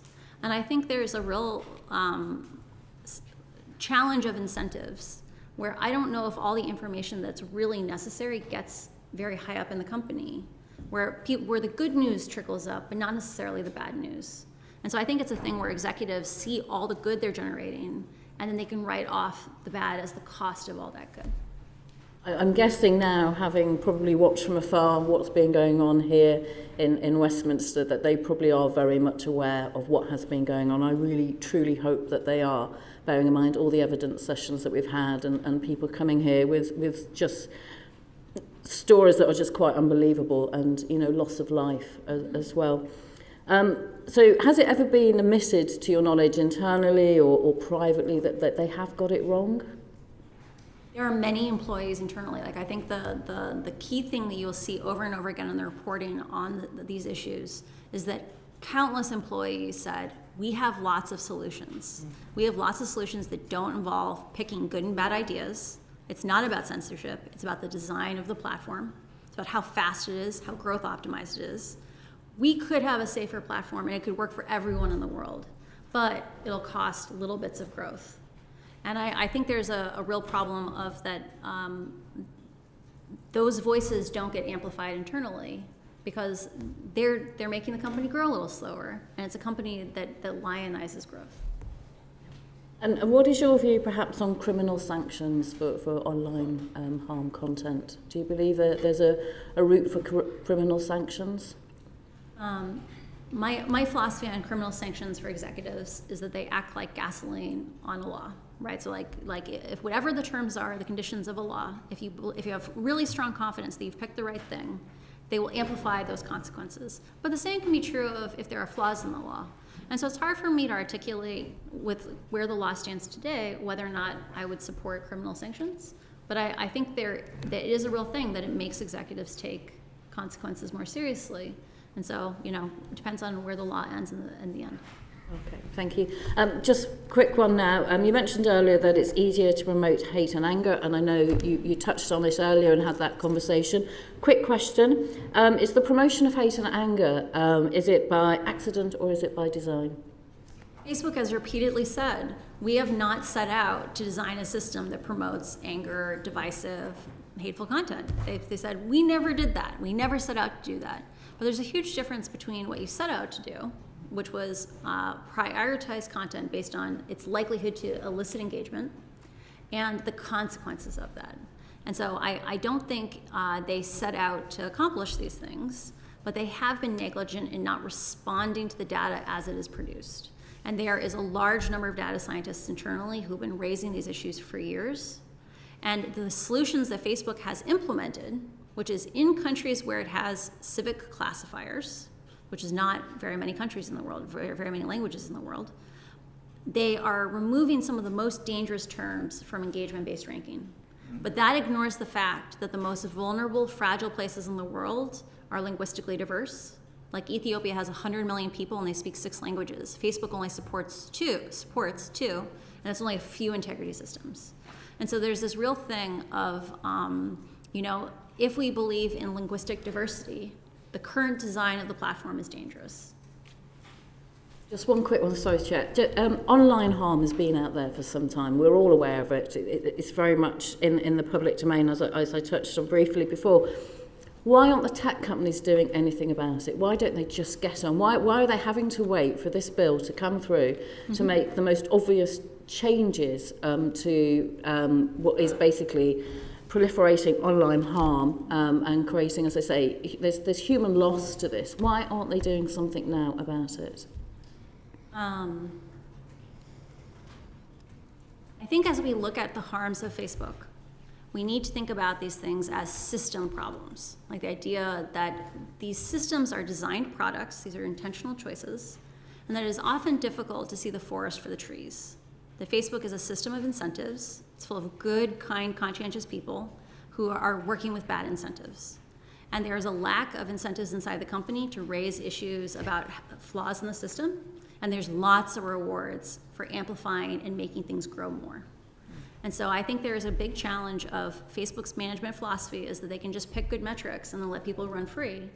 And so they have found themselves in a trap where in a world like that, how do you propose changing the metric, right? It's very, very hard because 1,000 people might have directed their labor for 6 months trying to move that metric, and changing the metric will disrupt all of that work. And so I don't think any of it was intentional. I don't think they set out to go down this path, but they're kind of trapped in it. And that's why we need regulation, mandatory actions to help pull them away from that spiral that they're caught in. Thank you. Thank you. Debbie Abrahams.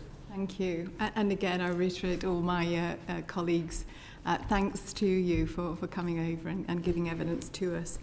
I just wanted to ask you in relation to an interview you gave recently. You said Facebook consistently resolved conflicts in favour of its own profits. I wondered if you have speckled the testimony that you've given so far with these, but I wonder if you could pick 2 or 3 that you think are really highlight this point.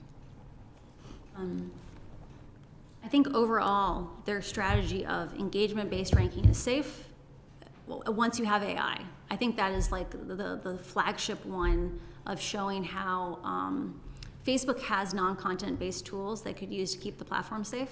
But each one of those, so for example, limiting reshare chains. So I said like 2 hops. You know, that's going to carve off maybe 1% of growth, right? Requiring someone to click on a link before you reshare it. This is something Twitter's done. Twitter accepted the cost of that change, but Facebook wasn't willing to. Lots of things around language coverage, right? Facebook could be doing much, much more rigorous safety systems for the languages that they support, and they could be doing a better job of saying, we've already identified what we believe are the most at-risk countries in the world, but we're not giving them equal treatment. We're not giving them even, we're not even out of the risk zone with them.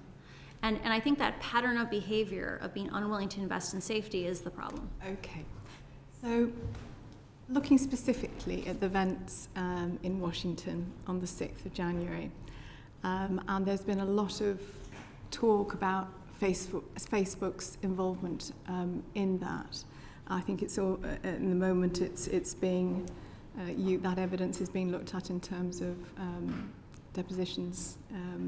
So, would that be an example? Would somebody have highlighted this as a particular concern, taken it to the executives? And I'm absolutely horrified about what you say about the lack of risk assessment and risk management in the organisation. I think it's a gross dereliction of responsibility. But would that have been one example of where Facebook was aware of the potential harm that this could create, that was created, and that they chose not to do anything about it? What is particularly problematic to me is that Facebook looked at its own product before the US 2020 election and identified a large number of settings. So these are things as subtle as like, you know, should we amplify live videos 600 times or 60 times, right? Because they want live video on the top of your feed.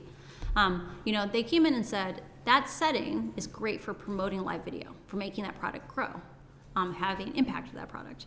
But it is dangerous because, like it was used on January 6th, it was used actually for coordinating the rioters, right?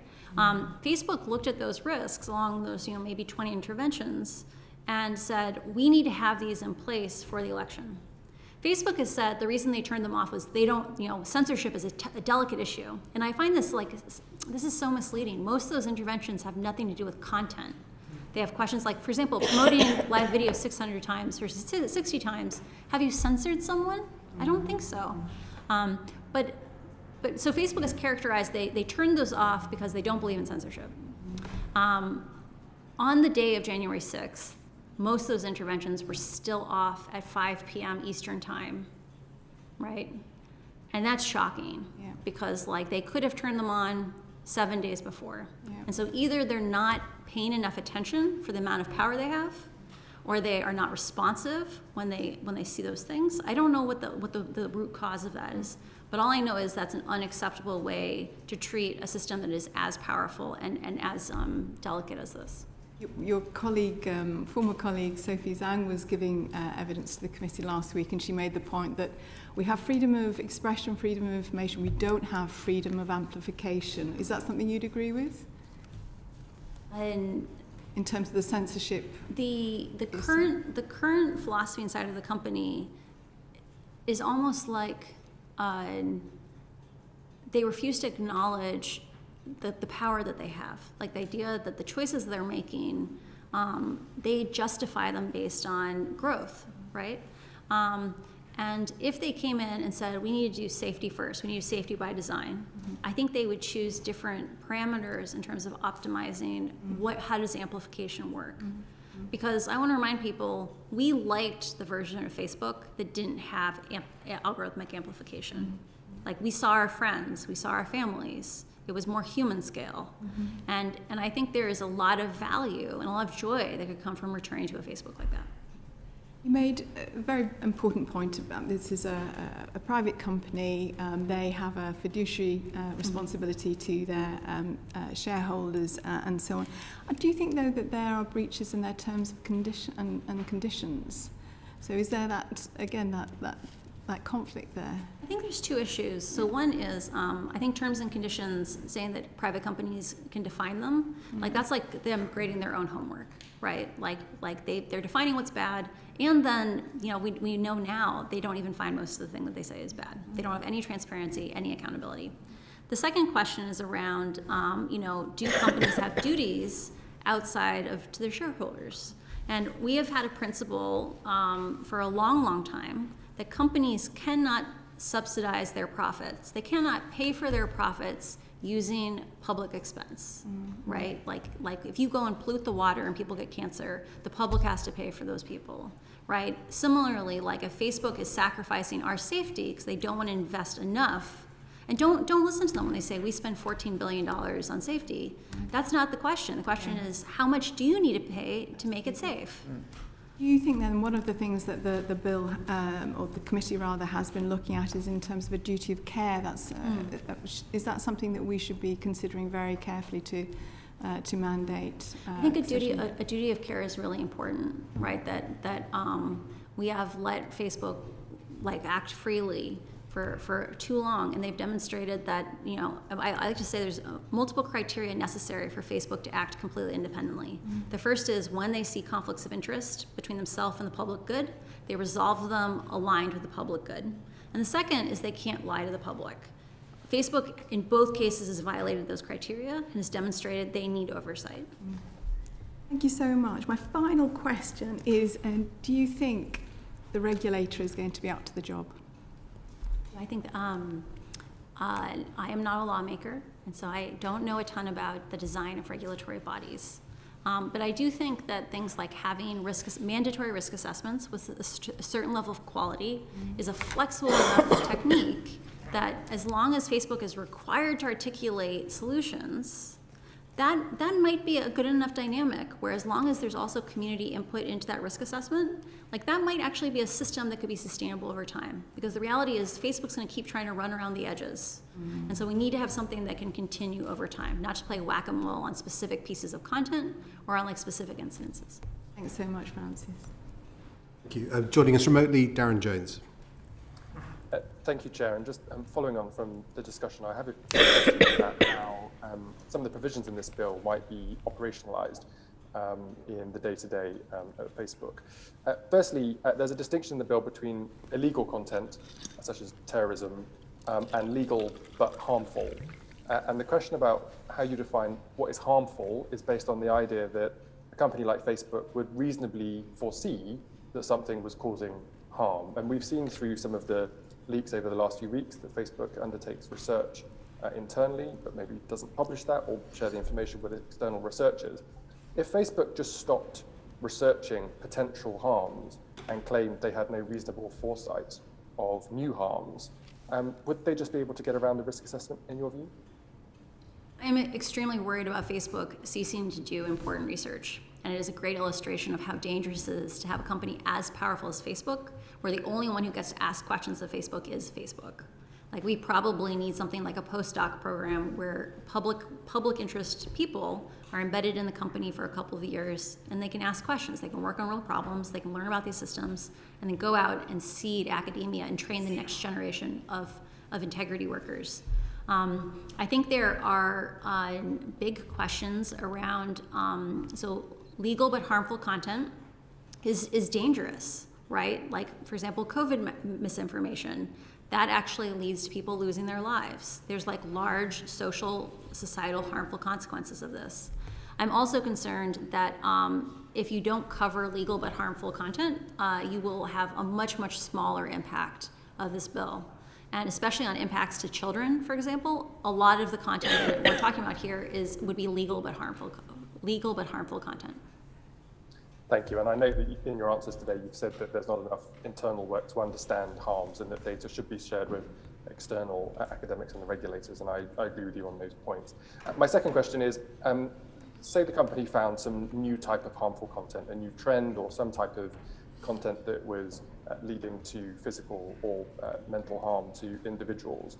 We've talked today about how complex the Facebook world is, whether it's about content promotion or groups or messaging. How would you go about auditing and assessing how this harm is being shared within the Facebook environment? It sounds like a very big job to me. How would you actually go about doing it?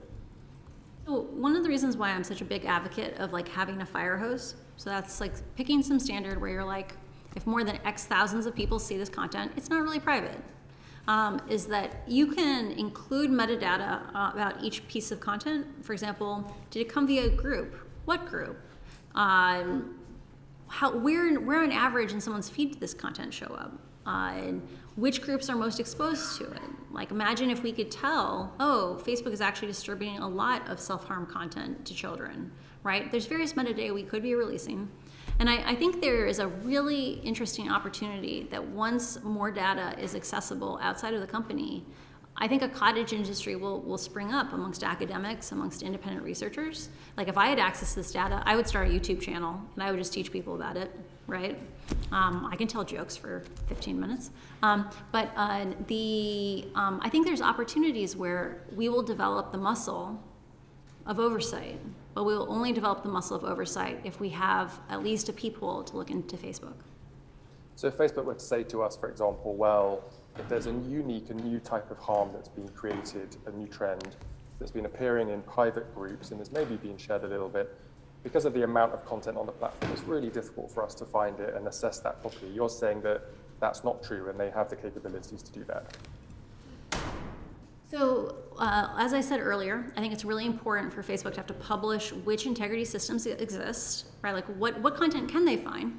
Because we should be able to have the public surface like, hey, we believe there's this harm here, and be like, oh, interesting, you don't actually look for that harm. So the example I heard was around self-inflicted harm content and kids, and like are some kids being overexposed, and Facebook said we don't track that content, or we don't track that. We don't have a mechanism today to force Facebook to answer those questions, and we need to have something that would be mandatory where we could go and say, you need to be tracking this harm. I'm sorry, I forgot your question. My apologies. Yeah. I think you've broadly answered it. Yeah. I just wanted you to answer to the question that they have the capacity to do this. My last two questions are more about corporate governance of the business. And I'm interested to know from your experience how the different teams within the business operate. So a question I've asked previously in this committee is, you know, the programmers who might be down the end of the corridor who are coding all of these algorithms will know a certain amount of information. The product teams that build products will know a bit about what the programmers have done, but probably not the whole thing and how it works properly. And then the compliance and PR team will just have to receive answers, probably from the product team, in order to produce this risk assessment that they then present to our regulator. And my concern is that the real truth about what's happening is with the programmers, that it may not get through unless we force it in that audit submission to our regulator. Am I wrong in those assumptions? Do those teams work together well in understanding what they all do and how it links together? I think it's really important to know that there are conflicts of interests between those teams, right? So one of the things that's been raised is the fact that at Twitter, the team that is responsible for writing policy on what is harmful reports separately to the CEO than the team that is responsible for external relations with governmental officials. And at Facebook, those two teams report to the same person. So the person who is responsible for keeping politicians happy is the same person that gets to define what is harmful or not harmful content. I think there is a real problem around the left hand doesn't speak to the right hand of Facebook, right? It's like the example I gave earlier of, on one hand, someone on integrity is saying problematic use, addiction, is like one of the signs of it is you come back a lot of times a day. And then someone over on the growth team is saying, oh, did you notice? Like if we get you to come back a bunch of times a day, you still use the product in 3 months, right? It's just like there's a world that's too flat where no one is really responsible. Like Antonia Fraser said in her Senate testimony, like when she was pressed on Instagram Kids and various decisions, she couldn't articulate who was responsible. And that is a real challenge at Facebook, that there is not any system of responsibility or governance. And so you end up in situations like that where you have one team, you know, not probably unknowingly pushing behaviors that cause more addiction. So it may be that we need to look at forcing a type of risk committee, like an audit committee in a business where the relevant people are coming together to at least... It might be good to include in the risk assessments saying, what are your organizational risk assessments, not just your product risk assessments, because the organizational choices of Facebook are introducing systemic risk. And my very last question is, this is a piece of law here in the UK, has some international reach, but it's obviously UK law. We've heard evidence before that employees of different technology companies here in London will want to be helpful and give certain answers, but actually the decisions are really made in California. Do you think there's a risk that the way in which power is structured in California means that the UK-based team trying to comply with the law here may not be able to do what they need to do?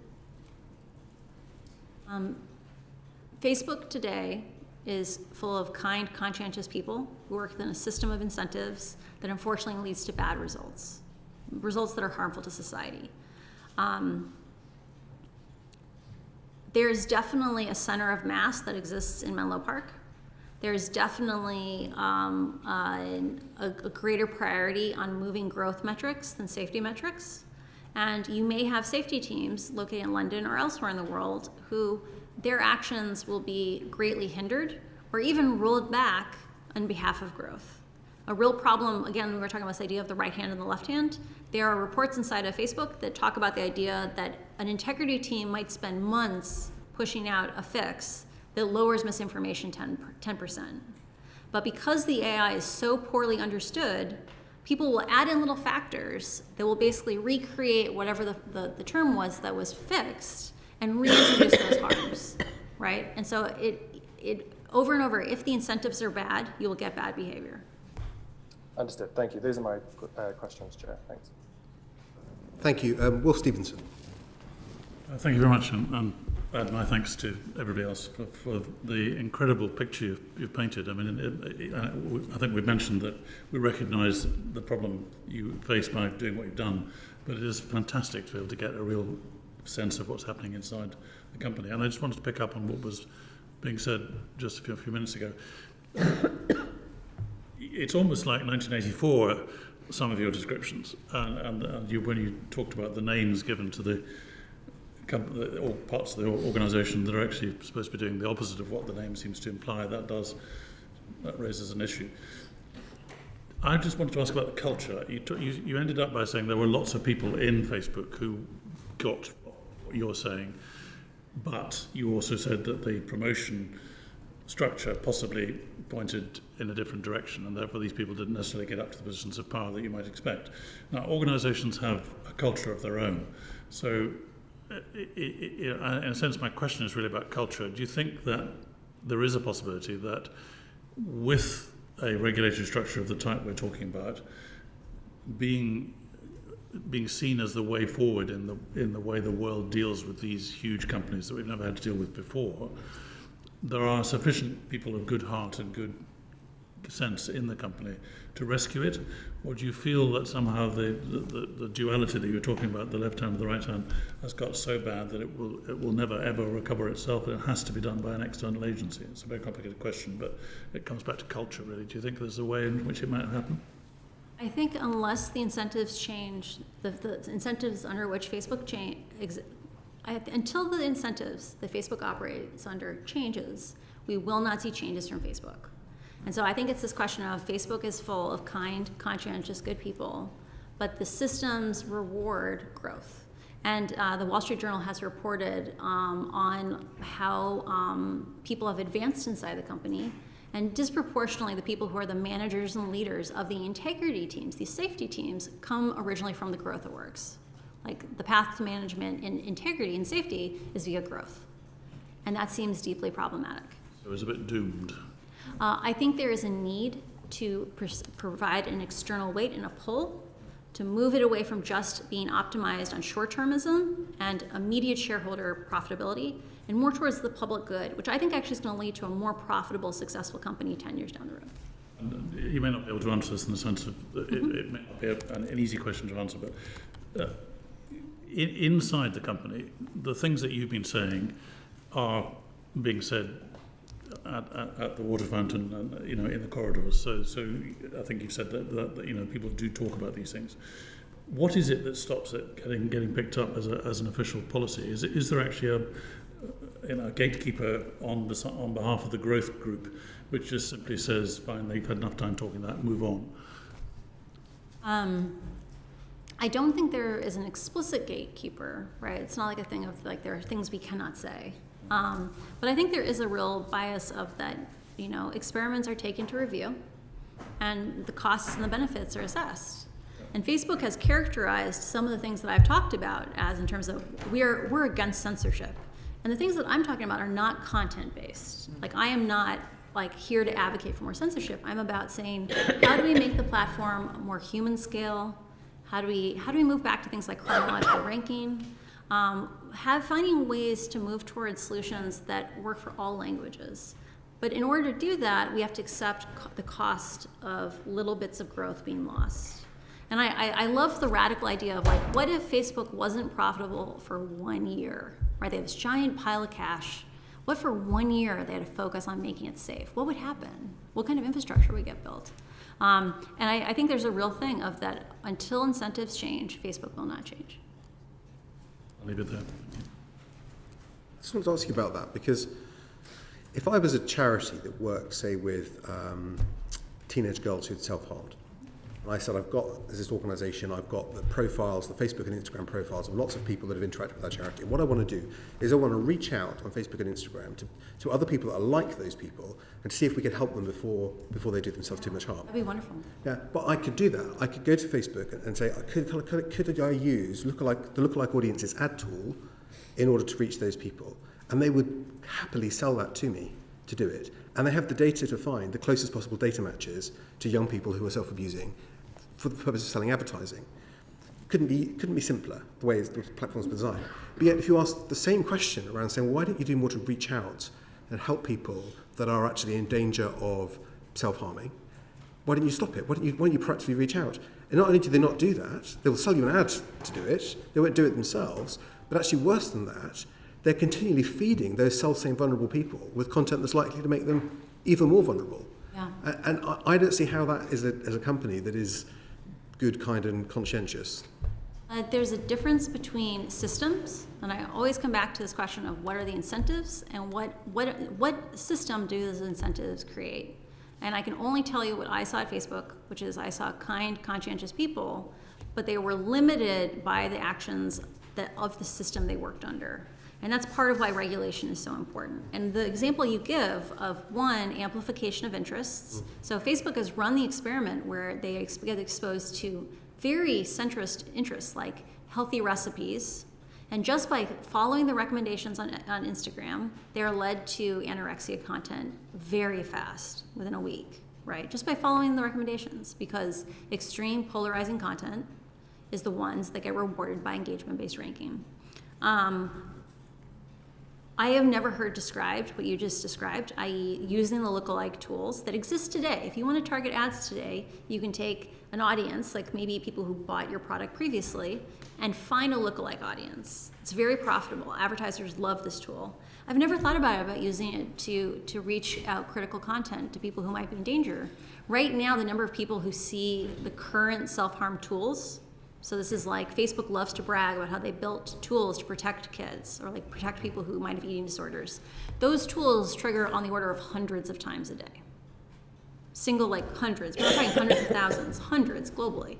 And so I think unquestionably Facebook should have to do things like that and have partnerships with people who can help connect them to vulnerable populations. Because you're right, they have the tools and they just haven't done it. When you were working in the civic integrity team, when the civic integrity team existed, could you have made a request like that to Facebook? So look, we've identified some accounts here and some people we think are very problematic, and actually we'd like to use some of the ad tools to try and identify more people like that. Would that have been a conversation you could have had?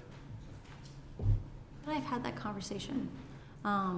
There is a concept known as defensibility inside the company, where they are very careful about any action which they believe is not defensible. And things that are statistically likely but are not proven to be bad, they are very hesitant to do. So like, let's imagine you found some terrorists and you were looking for other people who are at risk of being recruited for terrorism, or cartels. This happens in Mexico. The platforms are used to recruit young people into cartels. You could imagine using a technique like that to help people who are at risk of being radicalized. Facebook would have come back and said there's no guarantee that those people are at risk. Like, we shouldn't label them in a negative way, because that wouldn't be defensible. And so I think there's things where coming in and changing the incentives, right, like making them articulate risks and making them articulate how they'll fix those risks, I think pretty rapidly they would shift their philosophies on how to approach problems, and they'd be more willing to act. But it would be defensible to sell a terrorist guns using an ad tool. Their known interest in that subject would be defensible to sell it for advertising, but not defensible to reach out for civic integrity.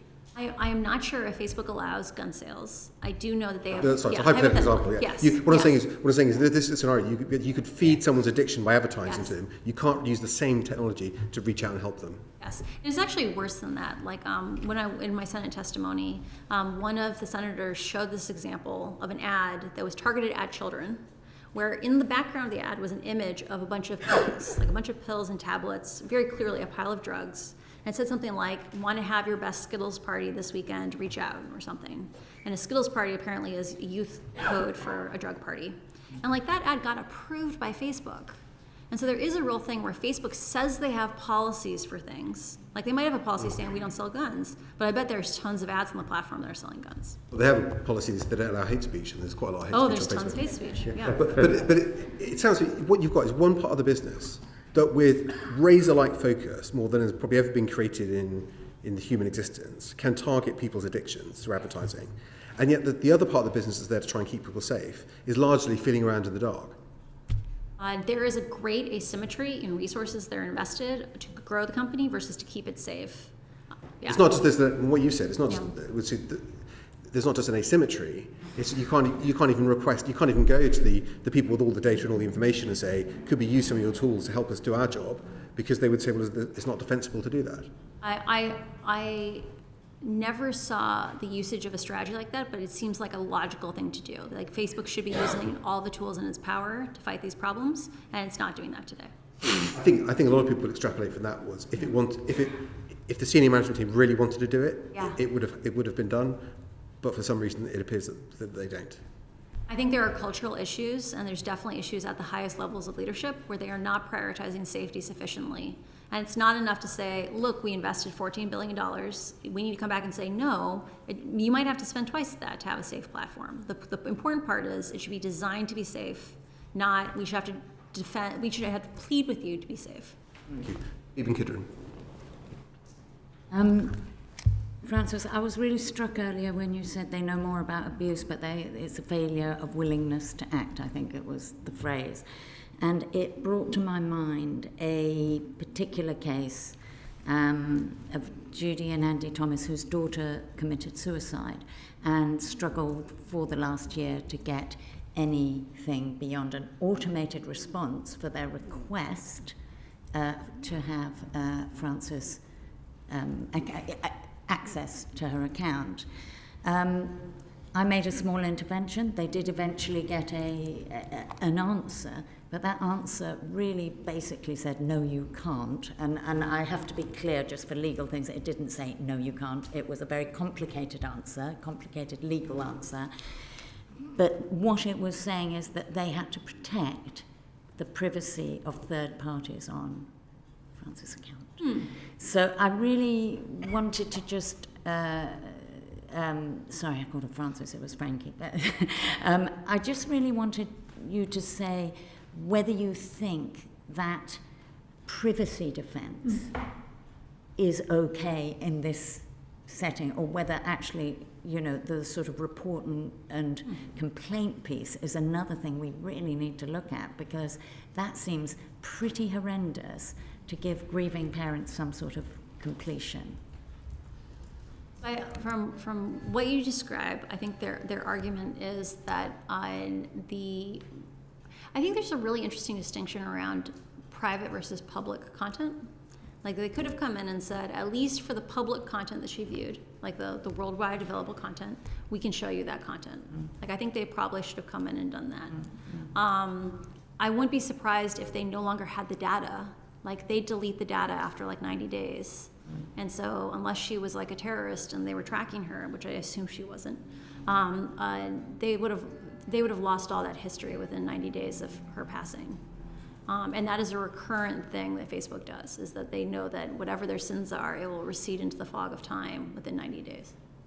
The idea of user privacy being a reason for not giving a parent of a deceased child access to what they were seeing. I'm just interested in that more thematic piece. I think there is an unwillingness at Facebook to acknowledge that they are responsible to anyone, right? They don't disclose data. Like there's lots of ways to disclose data in a privacy conscious way. You just have to want to do it. And Facebook has shown over and over again, not just that you don't want to release that data, that even when they do release that data, they often mislead people and lie in its construction. Like they did this with researchers a couple of months ago. They literally released misinformation using assumptions that they did not disclose to the researchers that were misleading. In the case of those grieving parents, I'm sure that Facebook has not thought holistically about the experience of parents that have had traumas on the platform, right? Because I'm sure that her parents aren't the only ones that have suffered that way. And I think it's cruel of Facebook to not think about, how do they even take minor responsibility after an event like that. Thank you. A lot of colleagues have talked to you about children, and that's a particular interest of mine. The one thing that hasn't come up this afternoon is age assurance, and specifically privacy-preserving age assurance.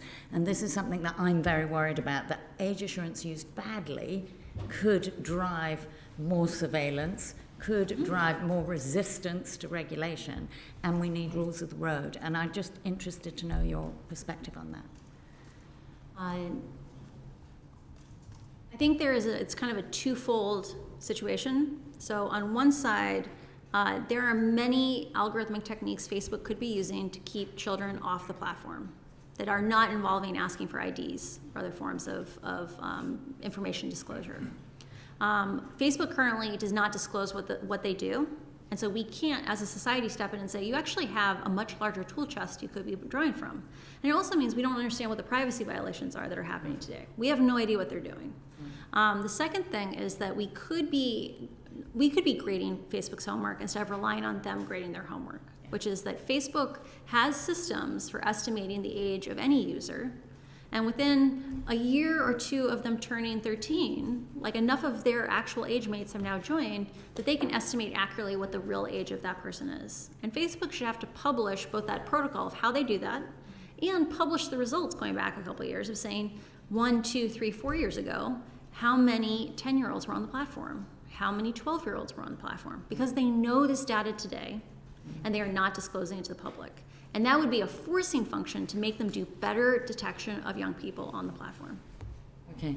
I have been ticking off of a list while you've been speaking this afternoon, and, mandatory risk assessments and mitigation measures, mandatory routes of transparency, mandatory safety by design, moderation with humans in the loop, I think you said, algorithmic design, and application of their own policies, right?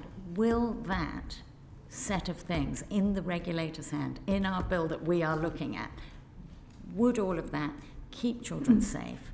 Would it save lives? Would it stop abuse? Would it be enough? I think it would unquestionably be a much, much safer platform if Facebook had to take the time to articulate its risks. And I think this is the second part. They can't just articulate their risks. They have to articulate their path to solve those risks. And it has to be mandated. And they can't do a half solution. They need to give you a high quality answer. Because remember, we would never accept a car company that had, 5 times the car accidents coming out and saying, we're really sorry, but brakes are so hard, right? We're gonna get better. We would never accept that answer, but we hear that from Facebook over and over again. And I think between having more transparency, mandatory transparency, privacy conscious, and having a process of that conversation around what are the problems and what are the solutions, that is a path that should be resilient in moving us forward to a safer Facebook or any social media. Thank you. Thank you. Tim Clement-Jones. No, you completed, that's fine. In that case, I think I know Jim Wright had a question he wanted to bring back. Yeah, thank you. We've been informed that your comments to the media on end-to-end subscription have been misrepresented. I'm interested in whether it's something that we should be concerned on this committee in terms of whether there's a regulatory risk, and certainly there are security risks that some parts of government are concerned about in end-to-end encryption. But I'd like to give you the opportunity first to clarify what your position is, and if there's any comment that you've got for us on whether we should be concerned about that area, then I'd be grateful to. I want to be very, very clear. I was mischaracterized in the Telegraph yesterday on my opinions around end-to-end encryption. So end-to-end encryption is where you encrypted information on a device, you send it over the internet, and it's decrypted on another device. I am a strong supporter of access to open source end-to-end encryption software.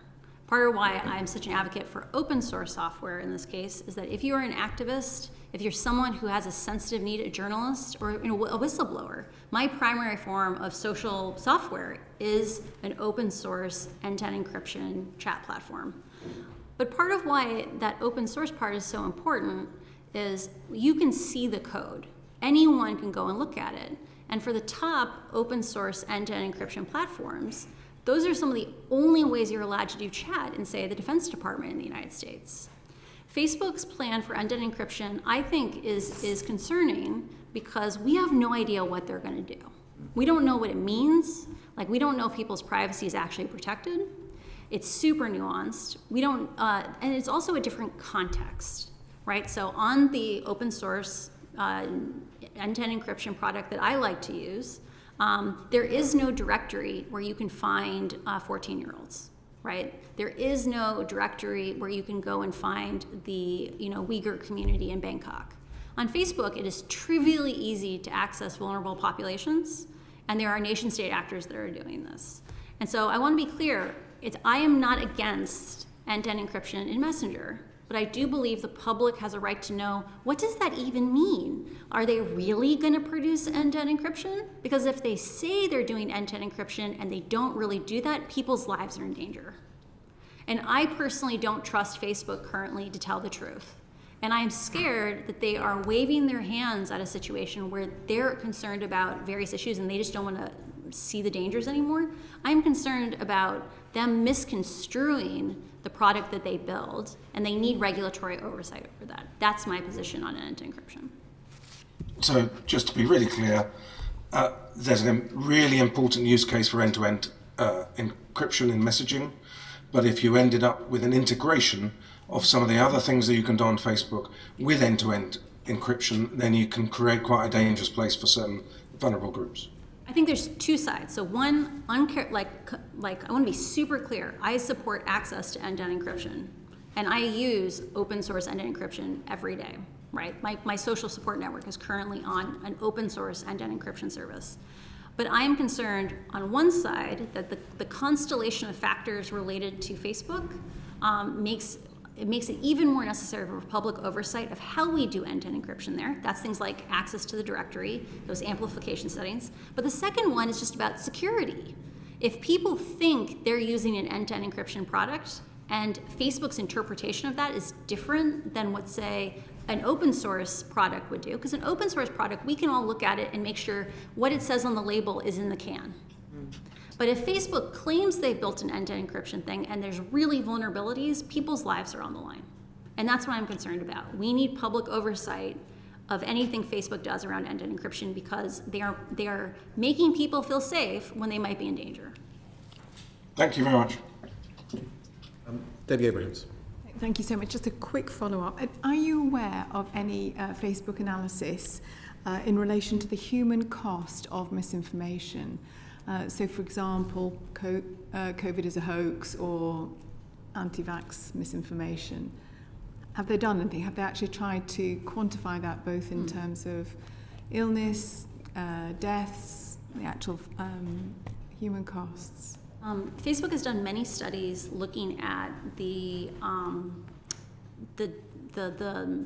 misinformation burden is not shared evenly. Right, so you have things like the most exposed people to misinformation are like recently widowed, recently divorced, moved to a new city. And when you put people into these rabbit holes, when you pull people in from mainstream beliefs into extreme beliefs, it cuts them off from their communities. Because if I begin to believe in flat earth things, and I have friends that are flat earthers, it makes it hard for me to reintegrate into my family. In the United States, the metaphor we often use is the idea of, is Thanksgiving dinner ruined, right? Like, did your relative go and consume too much misinformation on Facebook, and now that's become Thanksgiving dinner? And I think when we look at the social cost, when we look at the health cost, I'll give you an example. Facebook under-enforces on comments, right? Because comments are so much shorter, they're really hard for the AI to figure out.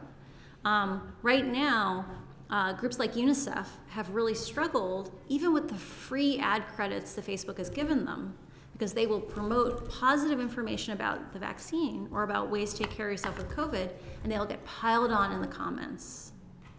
And so Facebook's own documents talk about UNICEF saying how much more impact would those ad dollars have had if they hadn't been buried in toxic content. Thank you so much. Thank you. Dean Russell. Thank you, Chair. I just wanted to build on a comment you made earlier, if that's okay. You mentioned about this idea of skills parties, or I think if I'd heard it right. And it occurred to me, actually, how do the platforms evolve in terms of the language? Obviously, we've talked about different types of languages, but thinking of English, within English, there's huge differences between American English and English, you can call it that, British English, but also the slang that's used. And when you were mentioning that, it occurred to me a few weeks ago, I had someone on Facebook on that they'd met me in a pub previously and they wished they'd given me a Glasgow hug, which it turns out is worse than a Glasgow kiss. It actually means to stab me. Within the time of somebody of that being reported, I only found out about this afterwards. It was reported initially to Facebook. They said it didn't break any of their rules. I believe someone else then reported it and a few others, and it eventually got took down either by the page it was on or by Facebook. In that time, someone else had put on it. They'd met me during an election campaign, and they wished they'd given me a Glasgow hug as well. So in other words, two people wanting to stab me publicly on the platform. Now, when that was reported and clarified to Facebook that a Glasgow hug meant to stab me, separate from a Glasgow kiss, which I think is a headbutt, which is just was awful. I wonder, do you know within Facebook, would it learn from that? Would it know the next time somebody says they want to give someone a Glasgow hug that they mean to stab them, or would that just be lost into the ether? I think it is likely that it would get lost into the ether, right? That the process, Facebook is very cautious about how they evolve lists around things like hate speech or threats. And I did not see a great deal of regionalization, which is what is necessary to do content-based interventions. I did not see them investing in a very high level of regionalization that would be necessary to do that effectively. And I think there's interesting design questions where, like, if we as a community, that means government, academics, independent researchers, came together and said, let's think about how Facebook could actually gather enough structured data to be able to get that case right, or like in the case of, the insult for the other member, how do you do that, right? And I think if they took a strategy that was closer to what Google has done historically, they would likely have a substantially safer product, which is Google was committed to be available in, I think, 5,000 languages. Right? Like, how do you make Google's interfaces, how do you make the help content available in basically all the major languages in the world? And the way they did that was they invested in a community program where they said, we need the help of the community to make this accessible. And if Facebook invested the time and effort and the collaborations with academia or with other researchers, the government, to figure out collaborative strategies for producing this structured data, I think we'd have a way safer Facebook. I don't support their current integrity strategies. I think content-based solutions are not great, but they could be so much better than they are today.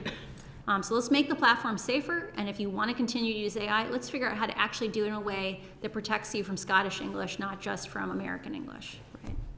Thank you. And just a further question on that, because that, for me, builds into this question of the evolution of these platforms, the learning that they have, but also future-proofing this bill against future changes. At the moment, we talk a lot about Facebook and Google and Twitter and all those things as being looked at on a screen, but increasingly they are working in the realms of virtual reality. Obviously, there's Oculus Rift as well, which will increasingly enable user-generated content or engagement. Do you know whether any of the principles that we're talking about here around safety and reducing harm are being discussed for those future innovations? Because my concern, to be honest, is that we'll get this bill right, and then actually the world will shift into a different type of use of platforms, and actually we won't have covered the bases properly. I'm not actually a little excited about augmented reality because often augmented reality attempts to recreate interactions that we exist in physical reality, right? Like in this room, we have maybe 40 people total, and the interactions that we have socially are at a human scale. Most augmented reality experiences that I've seen have been more about trying to recreate dynamics of an individual. They're either games that you play, or they are communications with one or maybe a handful of people. And those systems have a very different consequence than the hyper amplification systems that Facebook has built today. Like the danger with Facebook is not individuals saying bad things. It is about the systems of amplification that disproportionately give people saying extreme polarizing things the largest megaphone in the room. And so I agree with you that we have to be careful about thinking about future-proofing, but I think the mechanisms that we talked about earlier about the idea of having risk assessments, and risk assessments that aren't just produced by the company, but need to also be the regulator gathering from the community and saying, are there other things we should be concerned about, right? A tandem approach like that requires companies to articulate their solutions, I think that's a flexible approach. I think that might work for quite a long time, but it has to be mandatory and there have to be certain quality bars. Because if Facebook can phone it in, I guarantee you they'll phone it in. Thank you. Back to you, Chair. Thanks very much. Thank you. Just a couple of final questions from me. We heard in the evidence session we heard last week, I think it was Guillaume Chalot, so based on his experience at YouTube, said that the way algorithmic recommendation works, it's not there just to give you more of what you want, it's there to discover which rabbit hole you should be pushed into. Do you think that's a fair characterization? There's a difference between the intended goals of a system. So like Facebook has said, we never intended to make a system that amplifies extreme polarizing content, and the consequences of a system. So all recommender systems intend to give you content that you will enjoy, because as Facebook has said, that will keep you on the platform longer. But the reality is that algorithmic systems, AI systems, are very complicated, and we are bad at assessing the consequences or foreseeing what they're going to be. But they're very attractive to use because they keep you on the site longer, right? If we went back to chronological ranking, I bet you'd view 20% less content every day. But you might enjoy it more. It'd be more from your friends and family. The question on rabbit holes, I don't think they intended to have you go down rabbit holes. I don't think they intended to force people into these bubbles, though they have chosen choices that have unintended side effects. So I'll give you an example. Autoplay. I think autoplay on YouTube is super dangerous, right? So autoplay, instead of having you choose what you want to engage with, it chooses for you. And it keeps you in a stream, a flow, where it just keeps you going. There's no conscious action of continuing or of picking things or of whether or not to stop, right? And that's where those rabbit holes come from. But the equivalent on Facebook would seem to be, from what you said earlier on, that someone signs you up to a group without your consent that's focused on anti-vax, Yes. conspiracy theories on COVID. You engage in one of the postings, you see it in your newsfeed, even though you'd never asked for it. You're now automatically a member of the group. And probably not just will you get more content from that group, but that's quite an interesting deviation from stuff you've done before, and probably the whole system will give you more of that kind of content. So that's what I meant, I think, between the system recognising a kind of interesting new line of inquiry from a user and then piling in on that with more stuff. And I think that's what's so scary. There's been some reporting on a story about a test user. So Facebook has said it takes two to tango. So Nick Clegg wrote a post back in March saying, don't blame us for the extreme content you see on Facebook. You chose your friends, you chose your interests. It takes two to tango. When you make a brand new account and you follow some mainstream interests, for example, Fox News, Trump, Melania, it will lead you very rapidly to QAnon. It will lead you very rapidly to white genocide content. Yeah. But this isn't just true on the right, it's true on the left as well. Yeah. These systems lead to amplification and division. And I think you're right, like it's a question of like, the system wants to find the content that will make you engage more, and that is extreme polarizing content. Yeah. I think to claim as Nick Clegg did in that situation, that it's two tango, it's almost like it's your fault that you're seeing all this stuff. Is again a massive misrepresentation of the way the company actually works. Facebook is very good at dancing with data. They have very good communicators, and the reality is like the business model is leading them to dangerous actions. Yeah. So if actually if it's two to tango, the other party is Facebook, not another user actually. Sort of. Yes. On fake accounts, we heard from Sophie Zhang last week about her work identifying networks of inauthentic activity. Based on your work at Facebook, how big a problem do you think that is on things like civil integrity around elections? I mean, in some of Sophie's evidence, we're talking networks of hundreds of thousands of accounts that have been taken down. And how much of a problem is it in your area of work? I'm extremely worried about fake accounts, and I want to give you guys some context on a taxonomy around fake accounts. So there are bots, so these things are automated. Facebook's reasonably good at detecting bots. Like, it's not perfect, but it's reasonably good. Then there are things called manually driven fake accounts. So a manually driven fake account is, for example, there are cottage industries in certain pockets of the world. There's certain parts of Pakistan, there's certain parts of Africa. There's certain pockets where people have realized that you can pay a child $1 to play with an account, like a 12-year-old, to be a fake 35-year-old for a month. And during that window, you will have passed the window of scrutiny at Facebook, and you will have looked like a real human because you are a real human. And that account can be resold to someone else because it is now looks like a real human account. And those accounts, there's at least 100,000 of them among the, there's 800,000, I believe, or back when I left, so this is May, there were approximately 800,000 Facebook connectivity accounts. So these are accounts where Facebook is subsidizing your internet. Among those, there were 100,000 of these manually driven fake accounts that were discovered by a colleague of mine. They were being used for some of the worst offenses on the platform. And I think there is a huge problem around the level of investment Facebook has done in detecting these accounts and preventing them from spreading harm on the platform. How confident are you that the number of active users on Facebook is accurate, that those people are real people? I think there's interesting things around the general number. So as we talked about before, this is about distribution of things. Now on social networks, things aren't necessarily evenly allocated. So Facebook has published a number of, I believe, 11%. They believe 11% of its accounts are not people, like they're duplicates. Amongst new accounts, they believe the number is closer to 60%, but that has never been disclosed, in my awareness, in a public statement. And so there's this question of, if investors are interpreting the value of the company based on a certain number of new accounts every month, and 60% of those are not actually new people, they're overinflating the value of the company. And I mean, if those audiences are being sold to advertisers as real people, I mean, that's fraudulent. If you're selling people you've got reason to believe are probably fake, you're selling as real people to advertisers. So there is a problem known as SUMAs, which are same user, multiple accounts. And we had documentation that said, or excuse me, I found documentation that said, for reach and frequency advertising, so let's say you're targeting a very specific population. Maybe they are highly affluent and slightly quirky individuals, and you're going to sell them some very specific product. Facebook is amazing for these niches because maybe there's only 100,000 people in the United States that you want to reach, but you can get all of them, right? Facebook has put in controls called reach and frequency advertising. So you say, I don't want to reach someone more than 7 times, or maybe 10 times, because that 30th impression, it's not very effective.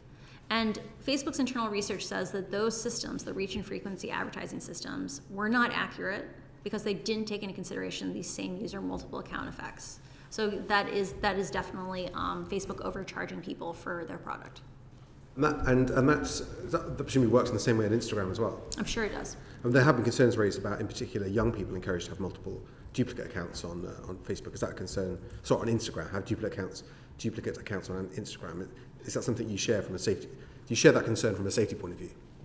I think that there were. I was present for multiple conversations during my time on civic integrity, where they discussed the idea that, on Facebook, the real names policy and the policies against their authenticity policies, those are security features. And then on Instagram, because they didn't have that same contract, there were many accounts that would have been taken down on Facebook for coordinated behavior and other things, that because they weren't inauthentic, it was harder to take them down. And so I think in the case of teenagers, encouraging teenagers to make private accounts so that, say, their parents can't understand what's happening in their lives, I think is really dangerous. And there should be more family-centric integrity interventions that think about the family as an ecosystem.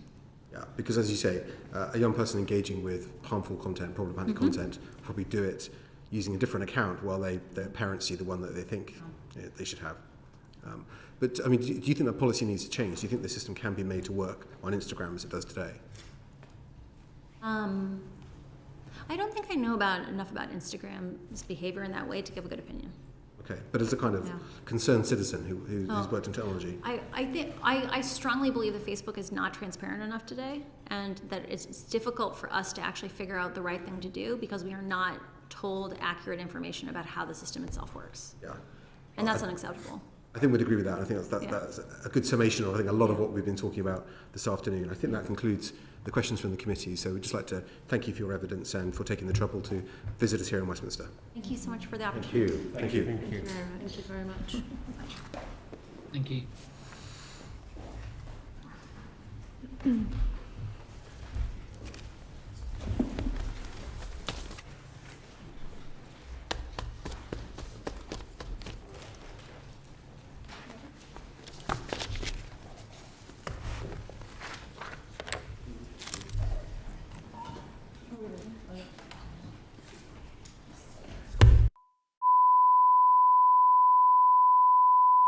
Committee Room 16, sound.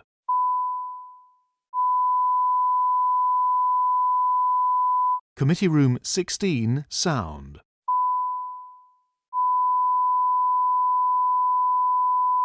Committee Room 16, sound.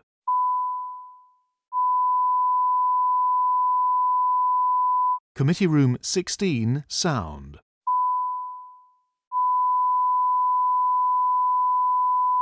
Committee Room 16, sound.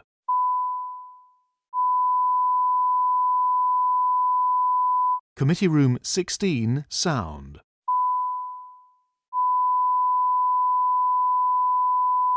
Committee Room 16, sound.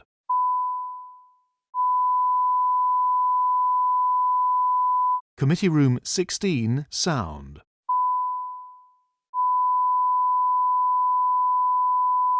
Committee Room 16, sound.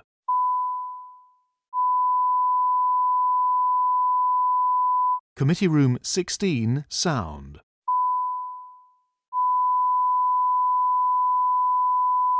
Committee Room 16, sound.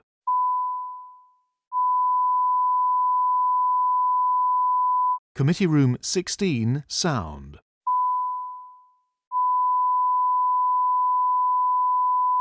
Committee Room 16,